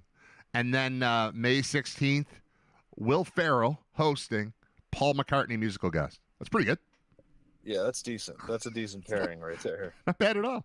All right. Yeah. So I'm doing the radio show on the radio next week. It's 1 to 3 p.m., just me on WGR, okay? The Sabres are back in the playoffs. So I looked at the schedule. Monday's show will be Game 1 just happened for the first time since 2012, and also Game 2 is the next day. And then Tuesday's a game day, and then Wednesday will be between games 2 and 3. And then Thursday is Sabres playoff game number 3 in Boston, and also the first round of the NFL draft. And then Friday is the day after a game, and also the rest of your second and third rounds of the NFL draft. I don't think I'm going to have to prepare anything at all except just watch hockey. Yeah, Saturday's the spring game for UB. And Saturday's the spring game for UB. All of this. So, yeah. You're not going to have – that's seems like the easiest week of work of all time. Yeah, like if I had a co-host, how would we talk enough? Like people are going to call because the Sabres will either be winning or losing playoff hockey. People are going to care either way. And the draft is Thursday. This is awesome. Yeah. This is an exciting week. Kind of stinks time-wise. The Sabres – some of their games coming up. I wish that their game on. I guess we don't know a time on Sunday for Game 1, right? We do. It's 7:30. There was like this hint that it was 1 o'clock, and that's kind of what I thought at this time yesterday. But no, it's 7:30, and then it's 7:30, and then it's 7, and then I think the Game 4 is at 2 p.m. next Sunday. But we don't have basketball next Sunday, so that's cool. Yeah, I'm going to lose that battle because that's WrestleMania on Sunday, but I'll have to be in a separate room. Do they do daytime WrestleMania now? No, I think they started earlier. I think they started at 6. Okay. But that's this Sunday? That's this weekend. This weekend. Okay. Saturday and Sunday. WrestleMania is 2 days long? It's a 2-day WrestleMania in Las Vegas. Right.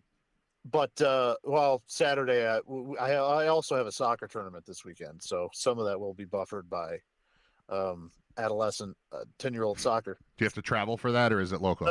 Yes. Where do you have to go? I'm going to the beautiful capital of our state, Albany, New York. I like Albany. That's all right. What's it, a 2-hour drive? Hour and a half? We had to stay at a hotel, and it's like a team thing. Everybody's staying at the hotel, and they only had rooms with single beds, and there's 4 of us. So this is going to be for 2 nights. This is going to, yeah. So this is this weekend is I'm excited. Why did you have Let's to just put it that way. Why would they make you stay in a place with a single bed when you have 4 people? Why did they do that? That's all they had left in the hotel, and I wasn't really fully. Here's the thing: my wife kind of took care of it. I wasn't fully briefed on it. It was, why was this hotel? This is what I found out last night. I asked my wife, "Hey, by the way, once we found out that this was only 1 bed, why are we still staying here? Why didn't we find somewhere else to go?" Right. And she was like, they gave us a deal on the price, and it's all block, and this is where the team is staying. I was like, okay, all right. And I said, well, why did the team decide this? And I found out that this hotel was chosen because this was the only place that they could find close to where the tournament is that had a pool for the kids. And I wanted to, I just kind of wanted to go out in the driveway and put my car in neutral and let it slowly roll back over my face. Because it's like, I believe in the pool thing. On. I believe my in the pool whole thing. weekend has to suck because of the pool. But there's several other tournaments coming up. We have lots of other tournaments coming up. Several other weekends will be ruined. Yeah, coming up. So I'm okay with this. I'm okay with the pool thing. It matters. It matters to me. Like that part of vacation, especially when you're Western New York, Central New York people, is that we haven't been in a pool since August or September, and kids really like pools. Like we went to Cedar Point last year, and we're going to go to Cedar Point again next year, and with a different team.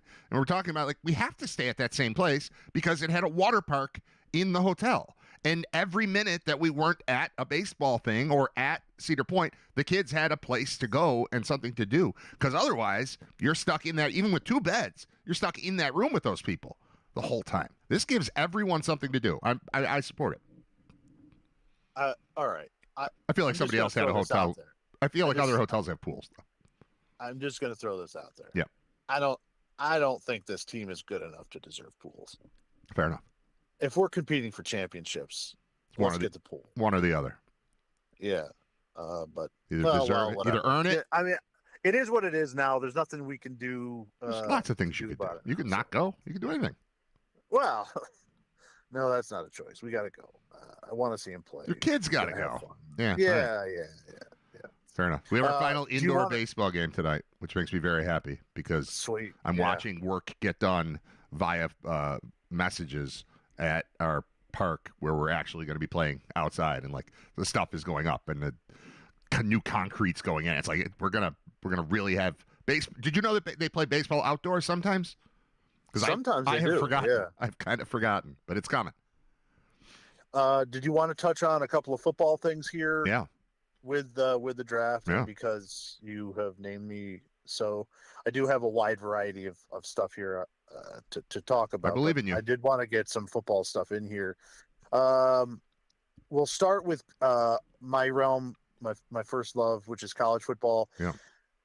They've got a committee now looking at changing. You know how there's that funky week 0 where there's like 8 teams playing or 8 games that day, and it kind of throws everything off. Traditionally, that week is basically for teams that play Hawaii, because if you play Hawaii on the road, you get the extra. It's a long flight. Off. Yeah. Right. They give you some extra time, and it's kind of morphed into some other teams kind of eclipsing into that area and using that week. There's a proposal now that college football is going to extend back into August, and 14 weeks, and they're going to say to colleges, you have 14 weeks to schedule 12 games, which I think makes a lot more sense. I don't hate that at all. So that's an interesting thing that's coming up, rather than kind of the anarchy that's going on now. Putting a little bit more structure into it, building into extending the season, if you will, without extending the games. It also is going to give them future flexibility. And again, this hasn't gone through, but it would give them future flexibility if they were to ever expand the playoff and they needed some extra time, that then they can go back to the make it 12 and 13. You got 13, 12 and 13. So what would an argument against this be? It sounds like a perfect solution. I can't think of anything I don't I like. think the argument against it would be, I think for a lot of schools, they are not in session. Oh, And the whole school thing. They're thinking about attendance at home games. Well, think of what basketball looks like during break. Right. Here, anyway. Right. So I yeah. think that's a little bit of what they're doing. And, even look at UB. UB tries to schedule around that Labor Day weekend. They play a lot of times that Thursday of the opening week to say, listen, we've got fans. A lot of them, it's going to be nice. They want to show up, but they also have plans for that Labor Day weekend. So they schedule a little earlier. So I think that type of stuff could be at play. But if you're going to do it and say we're going to give teams the extra week, that extra option, then you're saying to these places, that's fine. Just one of your bye weeks is the first week. So, right. Schedule that accordingly. Seems perfect. I'm in. To the pro ranks. Let's go. I think the favorite stat that I've seen this week is that Rory McIlroy has won 2 Masters since the Jets have last had an interception. That's really good. That is depressing if you're a Jets fan because it's true. It is true. So they have some big choices coming up here. They got 2 first-rounders, which kind of makes them interesting. The other thing I'm following in the pros leading up to the draft, and this is, I don't know if you're with me, maybe it's just the reemergence of the Sabres, but this feels like the least buzzy draft. Like I blame the Sabres here. I mean, to me, because we are so used to the only thing that exists for us right now is the draft. And I keep talking about this, but I go to my friend's house for the draft every year, and he always brings a second TV into the room to watch playoff hockey. And the draft is the focus on the big screen, and then there's another one right next to it that's got, the Lightning playing against like the Senators. Right. This is the first time since we've been doing this that the Sabres have had a playoff game. Maybe like the Matt Reed era that it might have overlapped, but to actually have a Sabres playoff game on the night of the first round of the draft is going to be a new experience. And I wonder if that swaps the TVs, especially with the Bills picking 26th. Yeah. Picking 26th, I mean, we need to monitor the draft, but we need to watch the hockey game. So I'm thinking it gets priority. Sabres get priority. Right. There just seems to be no buzz around the draft at all. But one of the things that has definitely caught my eye as a Giants fan is the recent developments of Dexter Lawrence saying, I want out. Yeah, I was going to ask you about that. Or I want a new contract. I'm holding out. I'm not going to go to any of the mini camps or anything. And the Giants saying, okay. So I think if the Giants were to move on from Dexter Lawrence and trade him, I don't think that that's going to be happening before the draft. I think it would be happening after the draft. And I think it's probably because I would rather have picks in next year's draft than this year's draft. That's one. Two, they're not going to get the value for Dexter Lawrence right now because Lawrence is sitting out because he wants a new contract. And the Giants are saying, right, but I'm not going to take you from $22 million or 21 where he is, the general vicinity of where he is now, to $31 million when you're coming off of an injury and your worst season as a pro. Yeah. This is not you coming off of an all-pro season. This is you coming off of a grumpy, really kind of ineffective season. And I know that there's a lot of changes involved in that and a lot of stuff going on, and you were banged up, but I'm not making you the highest paid defensive tackle when you haven't played recently like the highest paid defensive tackle. It's kind of gotten to a stalemate where the Giants have said, we'll up you to 24, 25. We're not going to go any higher than that. So if you want to sit out and you want to hold out, that's fine. But there's the offer. It's on the table. It is what it is.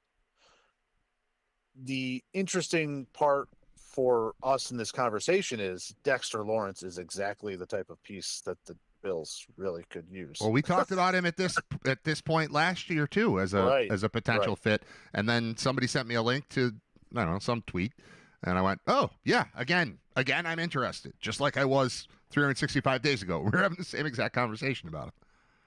I don't think that they want to get rid of him, but they're also at this point not afraid to say, no, we're not, we're not just going to give you $31 million a year and re-up the contract. You're under contract for 2 more years.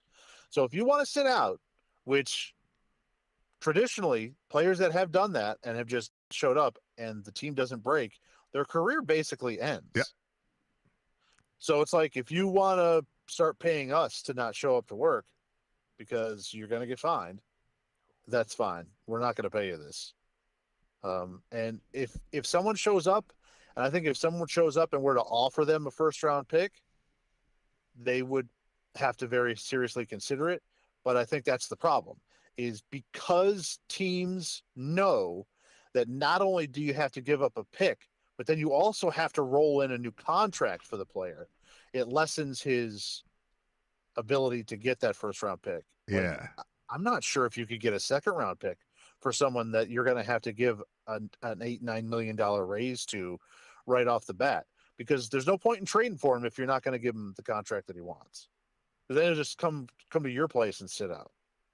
So it's like a damned if you do, damned if you don't. So I think the Giants are kind of digging their heels in and saying, here's the offer. If you don't want it, you can sit out. Fine. If somebody out there wants to come and show up and give us a massive deal, an offer for it, fine. We'll consider it. But I don't think that's going to happen because of the contract demands on the other end. They're going to have to give him the contract. Do teams have space? How is that all going to work out? That lessens his value, which means for the Giants, I don't want to give you Dexter Lawrence for a 4th-round pick. Sorry.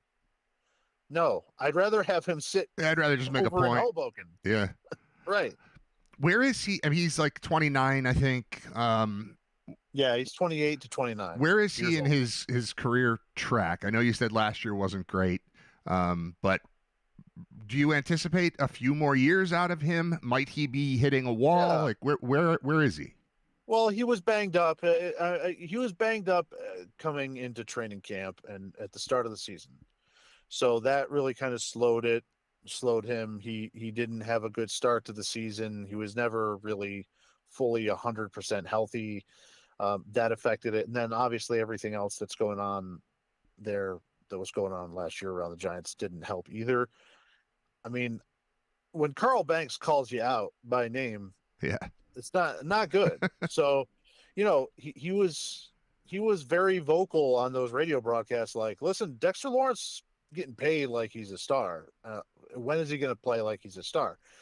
But there have been lots of times where he has played like a star, and he's been a game wrecker. If you look at the nerdy stats from the defensive tackle position or from the nose tackle position, he still gets the most pressures on quarterbacks.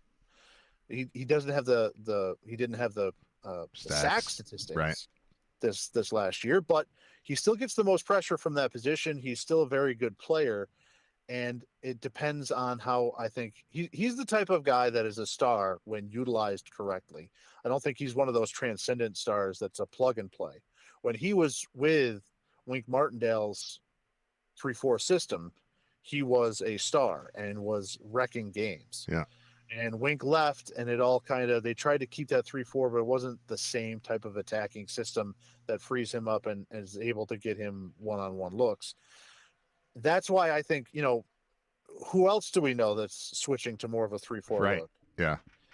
That could use a big pressure, wide body in the middle that can attack. That would love to put him in the middle.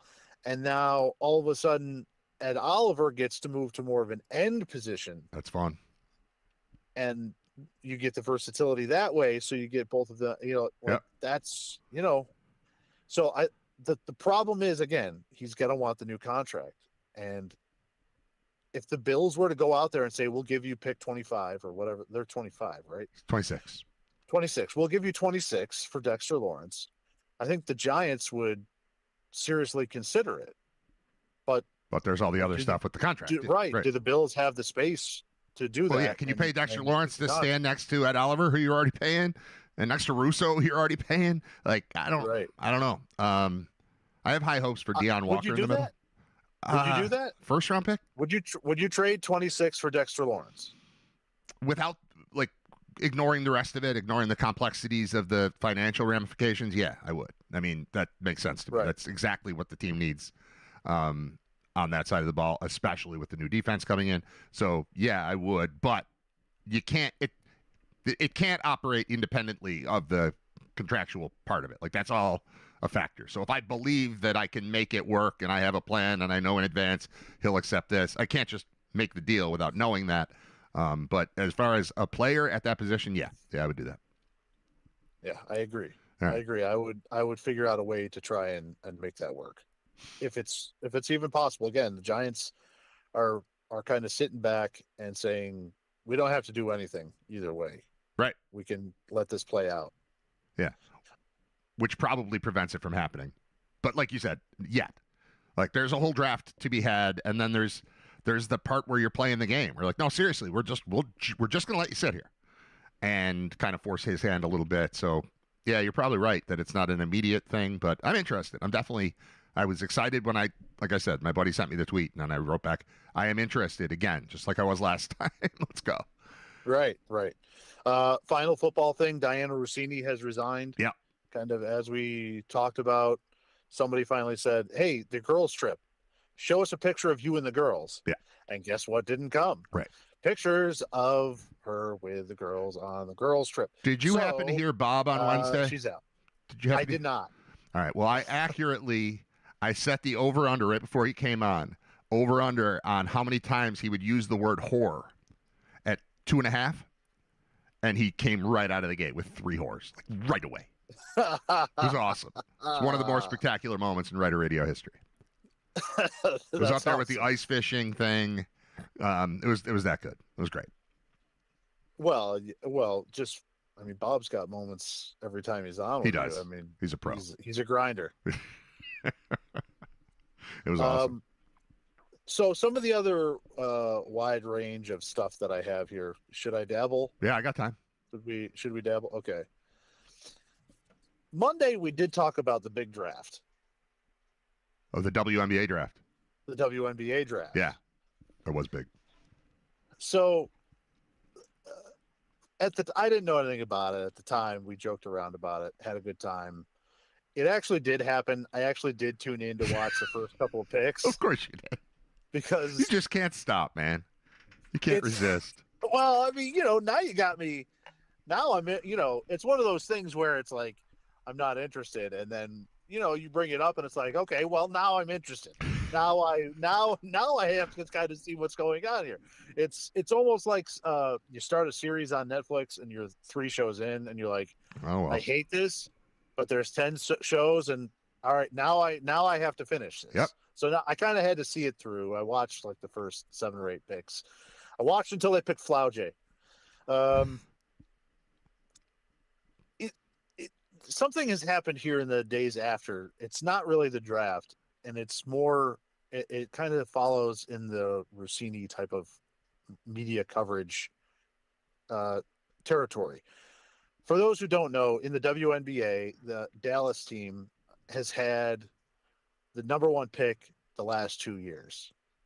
They picked Paige Beckers from UConn last year. This year they picked Azzi Fudd, also from UConn. Well, I'm watching this and I'm thinking, oh, wow, all right, the teammates are getting back together. Well, the big story underneath that is that the 2 of them are dating and have been dating. Yeah. So now the back-to-back number 1 picks are going to be on the same team and they're dating. And the thing that has bothered me is that in the press conferences following this, reporters have asked the question of, hey, how's this going to work? The fact that the 2 of you are dating and are now playing on the team and there's real sports implications from that. Yeah. And the Dallas PR people or, sports information people, every time a question has been asked about their relationship, has shut it down and not allowed the question to be asked, and there is no answer, and they moved on to the next question. And I think that's incredibly unfair. I think it is not appropriate. They are the ones that took their relationship public last year, once Beckers left college and went to the WNBA, they are the ones that are seen together. And I think these are not salacious questions of, hey, what's your favorite body part on Paige? You know what I mean? It's not like that. I think it's a real How does a world relationship question. work amongst teammates, especially when there's this massive leap in salary? So we went from the pro half of the relationship being really, really well paid, while the other one was, I'm sure, getting paid at UConn too. But now the new one, it's like 5 times the money because of the renegotiation this year and the new TV deal and all that stuff. So it's like there's a relationship dynamic thing that's shifting too. And I know what it's like being married to with one woman, like in a relationship with one. Right. But if there's 2 of them and they both act like women, I could see some butting of heads. And they work together. Are they going to live together?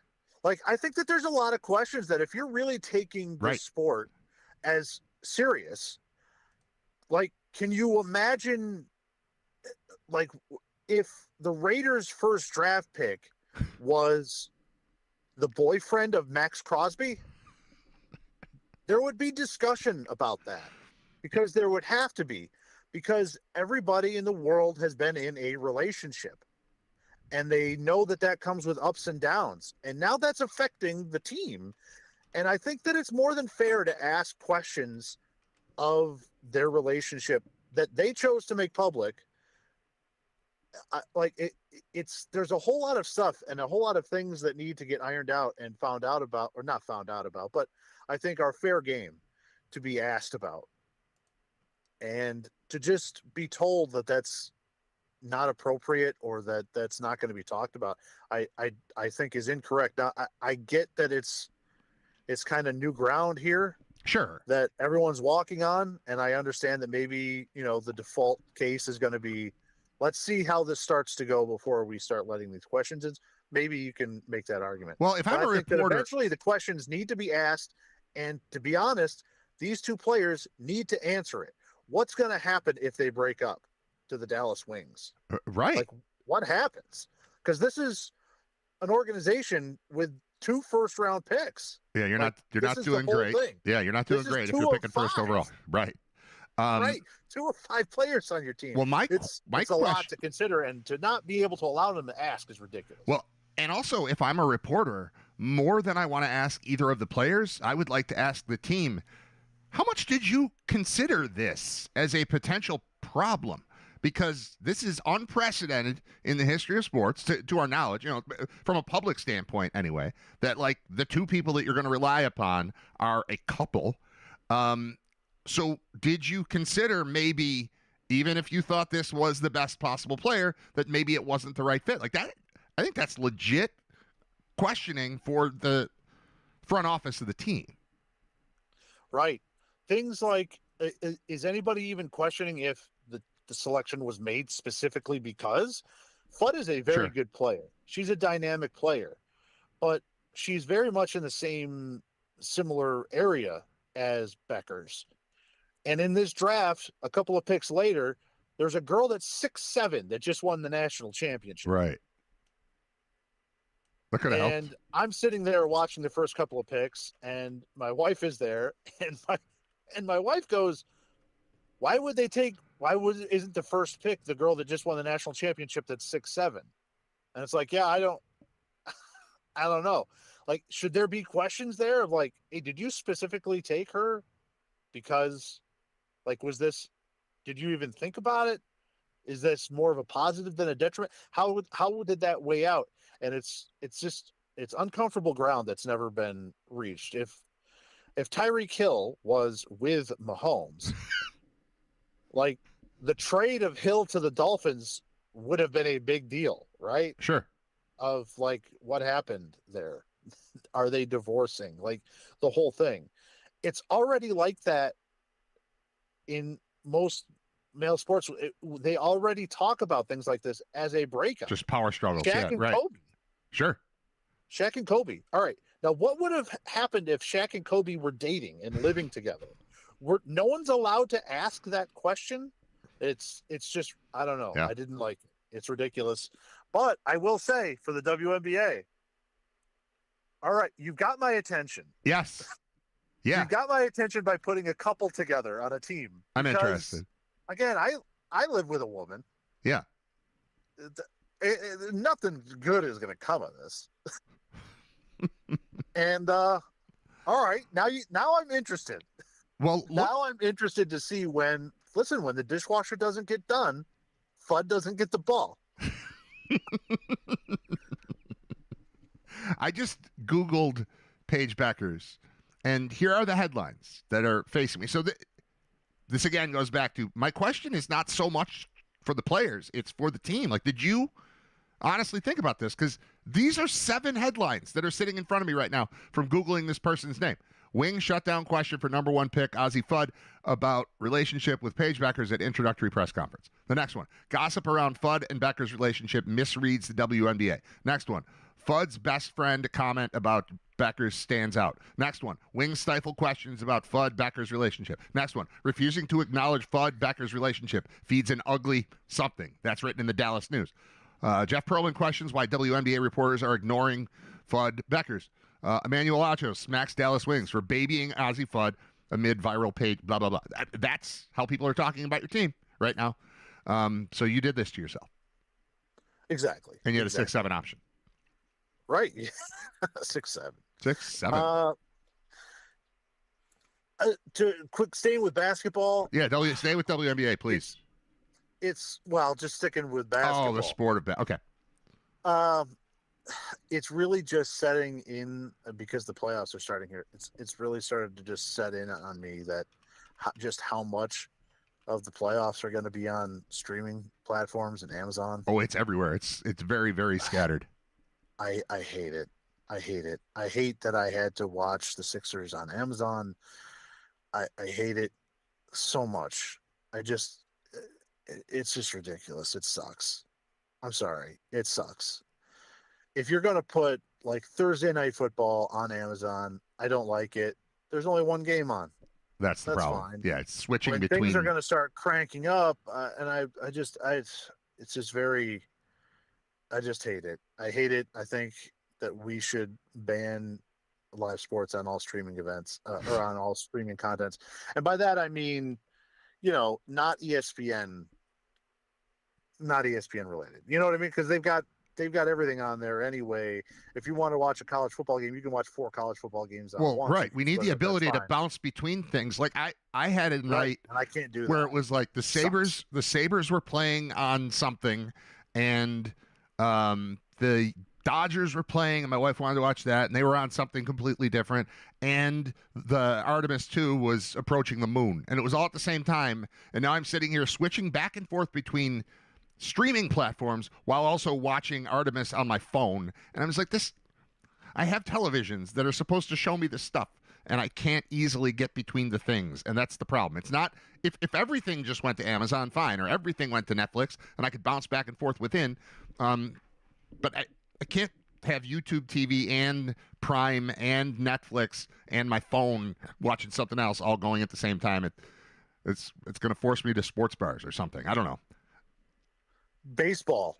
Have you seen any baseball games where have you seen the pitch challenges? Oh yeah.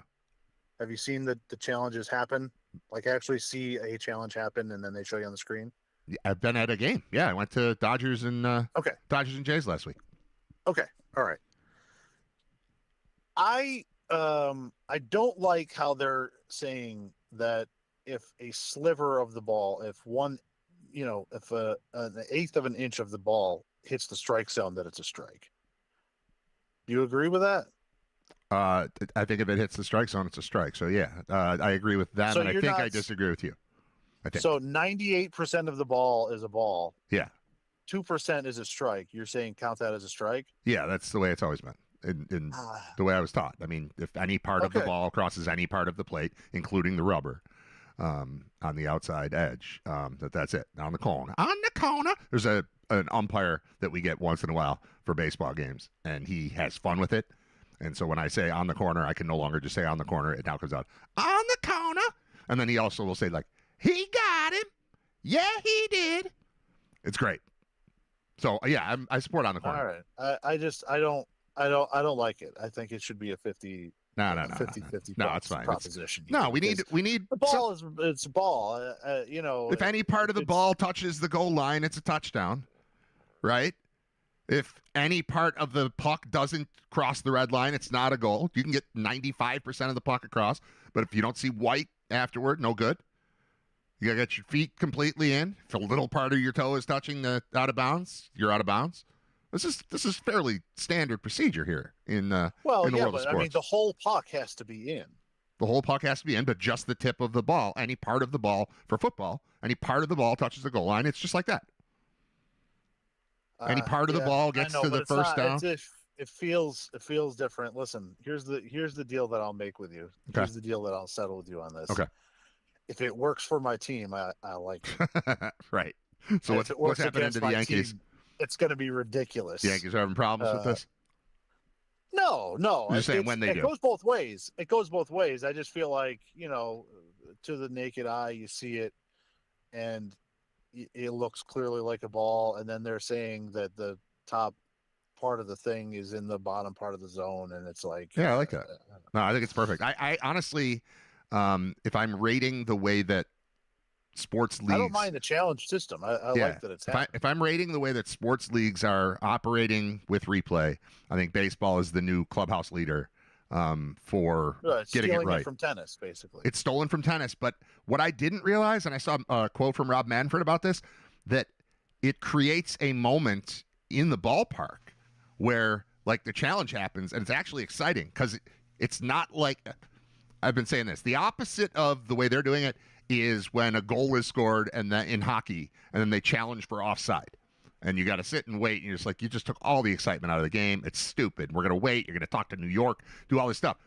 Now, this is a pitch goes in, and then somebody taps their helmet, and it's, and now we stare at the screen, and 3 seconds later, we get visual evidence of what the call is going to be, and there's no arguing with it, and it's over, and it's perfect. And Manfred talked about sort of not really anticipating the excitement that would come with it, but people were into it. It's like, something fun to watch on the screen, and you turn, and it's a great setup. The scoreboard in Toronto is awesome. It's like oddly shaped because it's built around the hotel rooms, but they're using it perfectly. And it was, an enjoyable part of the game were the replay challenges. I didn't expect to say that, but that was a part of it. So I am absolutely on board with everything that's happening right now in baseball. Okay. My last sports thing here is, I don't know if you paid attention to the growing controversy around the World Cup. Nope. Specifically in New Jersey at MetLife there. Is that where you're going? Or are you going to Philly? No, I'm going to Philadelphia. Philly. Okay. So there's been a change in the governments of some of these places that are hosting the World Cup events. And we're seeing some issues start to kind of pop up over in Toronto as well. But this week it was announced that the New York, New Jersey metro area, like their metro system there, is going to be adding a line, adding a train from, I think it was Penn Station, not Grand Central. I think it was pretty sure it was Penn Station down to MetLife. And MetLife's got a little train station there where you can get off, get on. And the cost per rider for the round trip was $100. Oh my God. Well, you're like, all right, well, that's fine. I'll just drive. The problem is that they are also announcing that they are shutting down the parking lots with the exception of very few premium parking people. And they are not going to let you park at the stadium. And the stadium is super isolated, right? Like it's not like Orchard Park where if they said you can't use these parking lots anymore, we just park on people's lawns. Right. It's out in the middle. Like they are selling some parking permits, but it's for the mall that's across the street. Okay. From the stadium. So like they have shut down tailgating, all that stuff. None of that stuff is going to be happening at a lot of these places. And what has happened here is FIFA goes to places and they make deals with the government, basically, of the countries that this is what we want. If you're willing to host it, this is kind of what's involved with it and what you have to do. So one of the things is like, if you are not a full top level sponsor of FIFA, when the event is being held at that stadium, like MetLife, Yeah. you got to cover up MetLife, and it cannot be called MetLife Stadium because they didn't pay FIFA to be called MetLife. So now it's New York, New Jersey Stadium. So involved in that is they kind of pass the buck to the governments to set up security, traffic, infrastructure, and all of that, I guess, is right around $48-50 million. And I think from some of the stuff that I've heard and read that a lot of that is kind of set up through the federal government. Weird. And that money is just kind of being passed down now to the states. Funny, probably not a coincidence that a lot of these are states that are blue on the map. And now the governor of New Jersey is saying, well, in order to pay for this, we're going to have to, all this is falling on our plates. Why am I going to be taxing my constituents, a majority of which cannot even afford to go to the games because you've priced the tickets so high, to pay for all of these rich people to parachute in, use the facilities, and leave, and then the people that stay and live here have to pay for it, but get none of the benefits. Yeah. Yeah. Well, we're not doing that. So part of that is we're going to shut that down. We're going to force people to try and take trains or buses in, and we're going to raise the price on it so that we can afford to pay for all the other stuff. And obviously people and fans are not pleased with that. And FIFA has pushed back kind of like, hey, this isn't a surprise. When we made the decision to bring you the World Cup 8 years ago or 10 years ago, whenever it was, this was all, everybody knew it. Everybody signed up for this. So kind of the reaction now is a little bit ridiculous, but ridiculous times we are in. This is kind of in line with what New York City has done in New York and that New Jersey area has done with a lot of public transit stuff, which is they'll come out with a plan. Like when they came out with a congestion pricing to try and reduce traffic in New York City, basically if you come into the city, you pay a toll. They said it was going to be one price at the start. Everybody gets angry, but really it's so that they could cut the price in half and give you what they really wanted and make you feel like they cut it down and listen to you. Sure. So there's a lot It's of like stuff shopping around at New York. Kohl's. Exactly.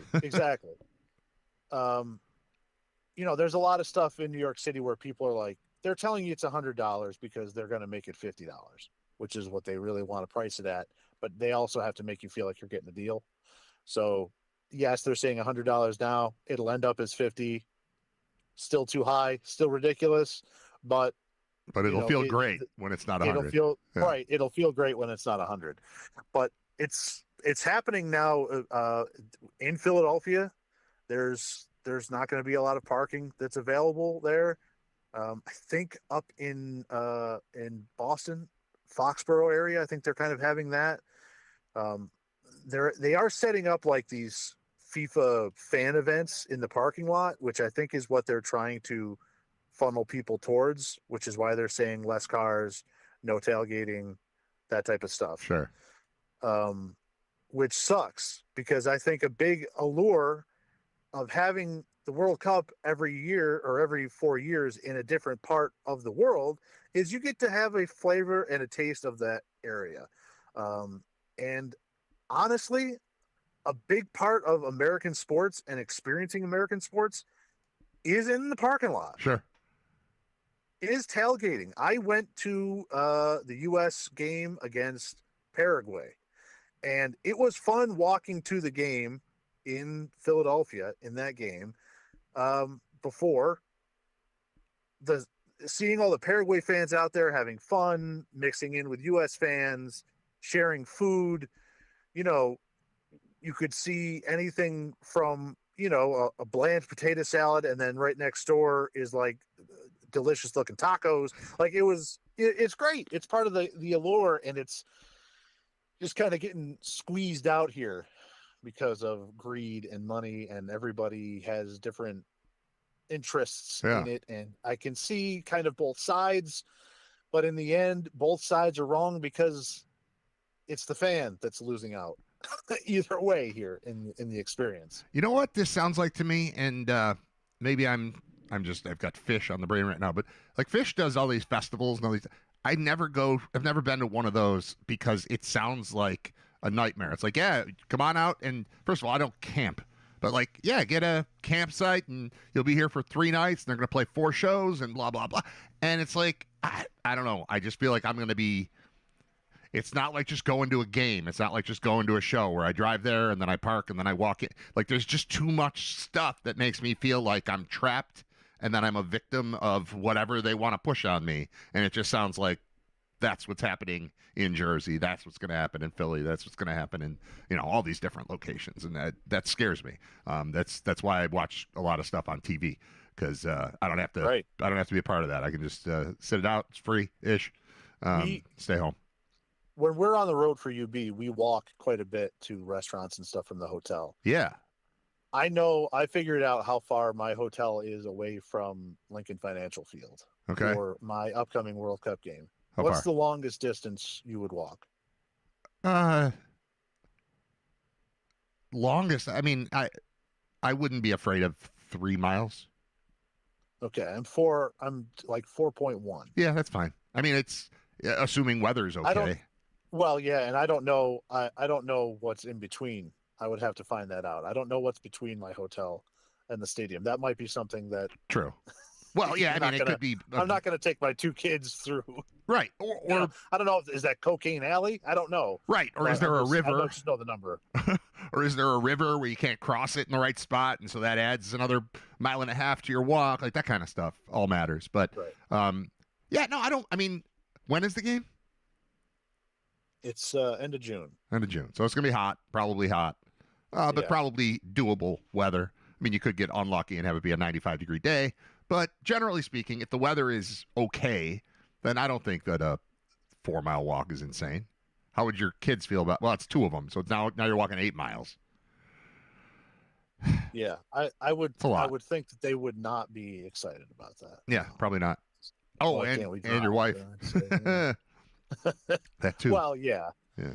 That too. All right. Well, just practice. If you start walking, you walk 1/2 mile today, and then 1 mile tomorrow, and then 1.5 miles the next day. You'll just be very, very much up to speed and ready to go, and you'll be fine.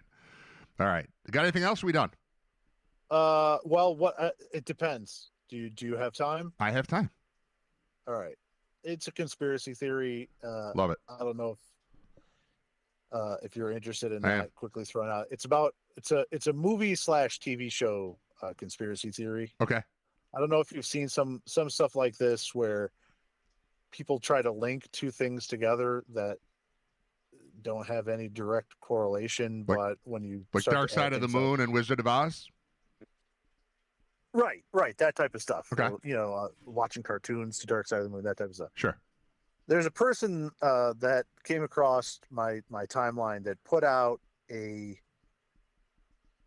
conspiracy theory that the same actor played the cop in Die Hard 1, Reginald Vell Johnson. Yep. Also played the police officer dad in Family Matters. Yep. He was Carl Winslow. Yep. And that the character in Die Hard is the real character, is the real person, and that Carl Winslow and Family Matters is his fever dream because he goes crazy. All right. And at first I'm like, I don't get this. But he says in Die Hard, if you remember, he had a really hard time. He had a breakdown. He shot a kid. Yeah. Had a kid, shot a kid. His wife is at home and pregnant. And then he gets shot at and drives back and kind of drives off the edge of that wall. And there's a whole, there's all the things come back, and then he has to shoot again. And that Family Matters is actually him imagining his life, what it could have been, because then he has the happy family, and that Urkel is the ghost of the dead kid. Is the ghost of the dead kid. Yeah, I saw that coming. Who is there to constantly torment him because he shot the kid. So every day Urkel comes over and bothers him. And he's just like, I thought we got away from this. Right. And wow. So that I wish I don't know the character in Die Hard's name offhand. I just know the actor, but it's fun. That was fun. That is for fun. me to take that. It was like a 3-minute video of that ride of, like, if you really think about it, there's no way Stevie Wonder is blonde. And it's like, I got to be honest. At the end, I was like, all right, listen, I can see that that's in the same. Those two shows are in the same universe. Yeah, if you will. Well, and I like that. So Al is the cop in Die Hard. Okay. I will say, when I think of Reginald Val Johnson, it's impossible to not connect him to three things. One of which is Die Hard. One of which is Family Matters, although that's not a show I watched often. It's just like, it's a little younger than me from like a demographic standpoint. But it's in the zeitgeist. Sure, of course. Yeah, so I knew what it was. I'm familiar. Right. I knew who Urkel was. I always have. The other thing, though, is when Call of Duty first came out with the show, or the Black Ops, whatever you would call it, version, there was a piece of artwork that somebody drew up, and they changed it to Black Cops, and it was a picture of Reginald Val Johnson. And so I think of him all the time because he's only, to me, the cop in Die Hard, the cop dad in Family Matters, and on the cover of Call of Duty Black Cops. Right. So I liked that conspiracy theory. I wanted to throw that. Maybe it's not a conspiracy theory. Maybe it's just I don't know. Is that fan fiction? It's a theory. I don't know what that was. It's a theory. It's a theory. That the two of them are in the same universe, and there was a lot more detail to it. How does the timing work? Is it Die Hard's 88, I think? So it should be fine. Family Matters is 90s. Yeah, it works. Okay. Yeah. Yeah, no, the timing that way works for sure. There was a lot of other like little small little things that he had said in Die Hard that then you could tie also to Family Matters. So it was very funny. It was entertaining, and I thought that I would share with you that Carl Winslow is just the mad dream of an angry cop from Die Hard. I just found the thing I was talking about. It's a PS4 cover, and it's not Call of Duty. It's Carl Duty. Black Cops. It's just Reginald Val Johnson dressed as a cop, because that's how we always see him. All right. Are we done now? Yes. Okay. I'll talk to you. It won't be next week because I'm doing the GR thing next week. But, I mean, I'll probably text you because there's, like, playoffs and draft and stuff. But as far as, like, a show, I'll talk to you a week from Monday. All right. All right. Thanks, man. See ya. All right. Bye. For Scott Wilson, I'm Brad Ryder. It's been episode 295 of RITER Radio. Once again, no show next week because I'm on WGR. Please listen to WGR 1 to 3 p.m. You're going to be listening. That's the beauty of it. Whoever's on there, you can have anyone. Anyone. It's going to be the day after the Sabres' first playoff game since 2012. And I'll be on. And then it'll be the day before their second one. And the draft's coming, and third one, and all that. So it's going to be a pretty interesting and exciting week. Carla on duty. That's what it says. I finally got it to. Hold on. Can we do the view thing? What happens when I do my reaction screen? I would like to put Call of Duty up here. Add This is going to take a second, but it's worth it. It's worth it for you to see this. Oh, which side of my thing is not working? Not that one. This one.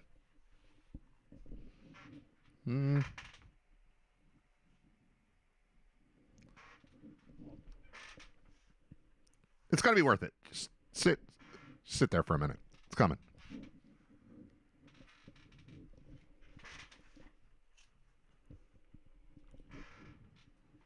Yeah, whatever. Okay, add image. No, window capture. Add window capture. Carl on duty. Then I have to find the window to capture.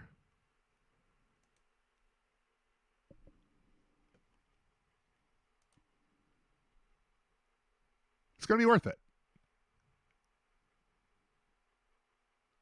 They're selling this cover on eBay. That's where I found the image. It's taking its sweet old time opening. Available for $17.99. It's a case only.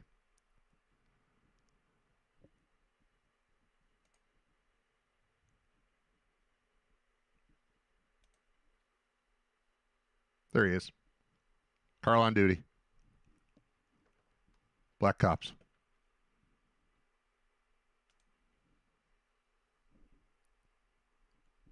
it working? There he is. Look at him. PS4, Carl on duty. Call of Duty Black Ops came out in 2010. And immediately, I remember this being a thing when Scott and I were both working at WEC. I remember seeing that there specifically. Early meme culture happening right there. All right, we're done. Thank you for listening. Tune in Monday at 1 on WGR. Oh, shout out to Store 716, new sponsor of the show. Appreciate having them on board. Anything else? Trey Savage pitched for the Bisons yesterday. He didn't do great, but he's coming back. I just checked on him today because he's on my fantasy roster. I'm just wondering, what's going on with him? What's going on with Mookie Betts? He's been hurt. He's on track to get back sooner than originally thought. But Savage, I knew going in that he was hurt, but I drafted him kind of late. I just really liked watching him pitch in the playoffs. And then today I looked up his injury situation, and he pitched yesterday for the Bisons. So he's on his way. It's coming. It's happening. It's the only thing I had written down. The only other thing I had that we didn't get to. That'll work. That'll do it. All right. Bye. Oh, go Sabres. Go Sabres. That's before I speak with you again. They will have played a playoff game. It's crazy. Bye. What are you doing for lunch? I don't know. I have a turkey sandwich. We're going to go around the corner. I think you should come with us. This is a great place. I don't know. Okay. We brought you a shirt. You get out of here? Will you get out of here? Will you? Now, will you go to lunch? Go to lunch. Will you go to lunch?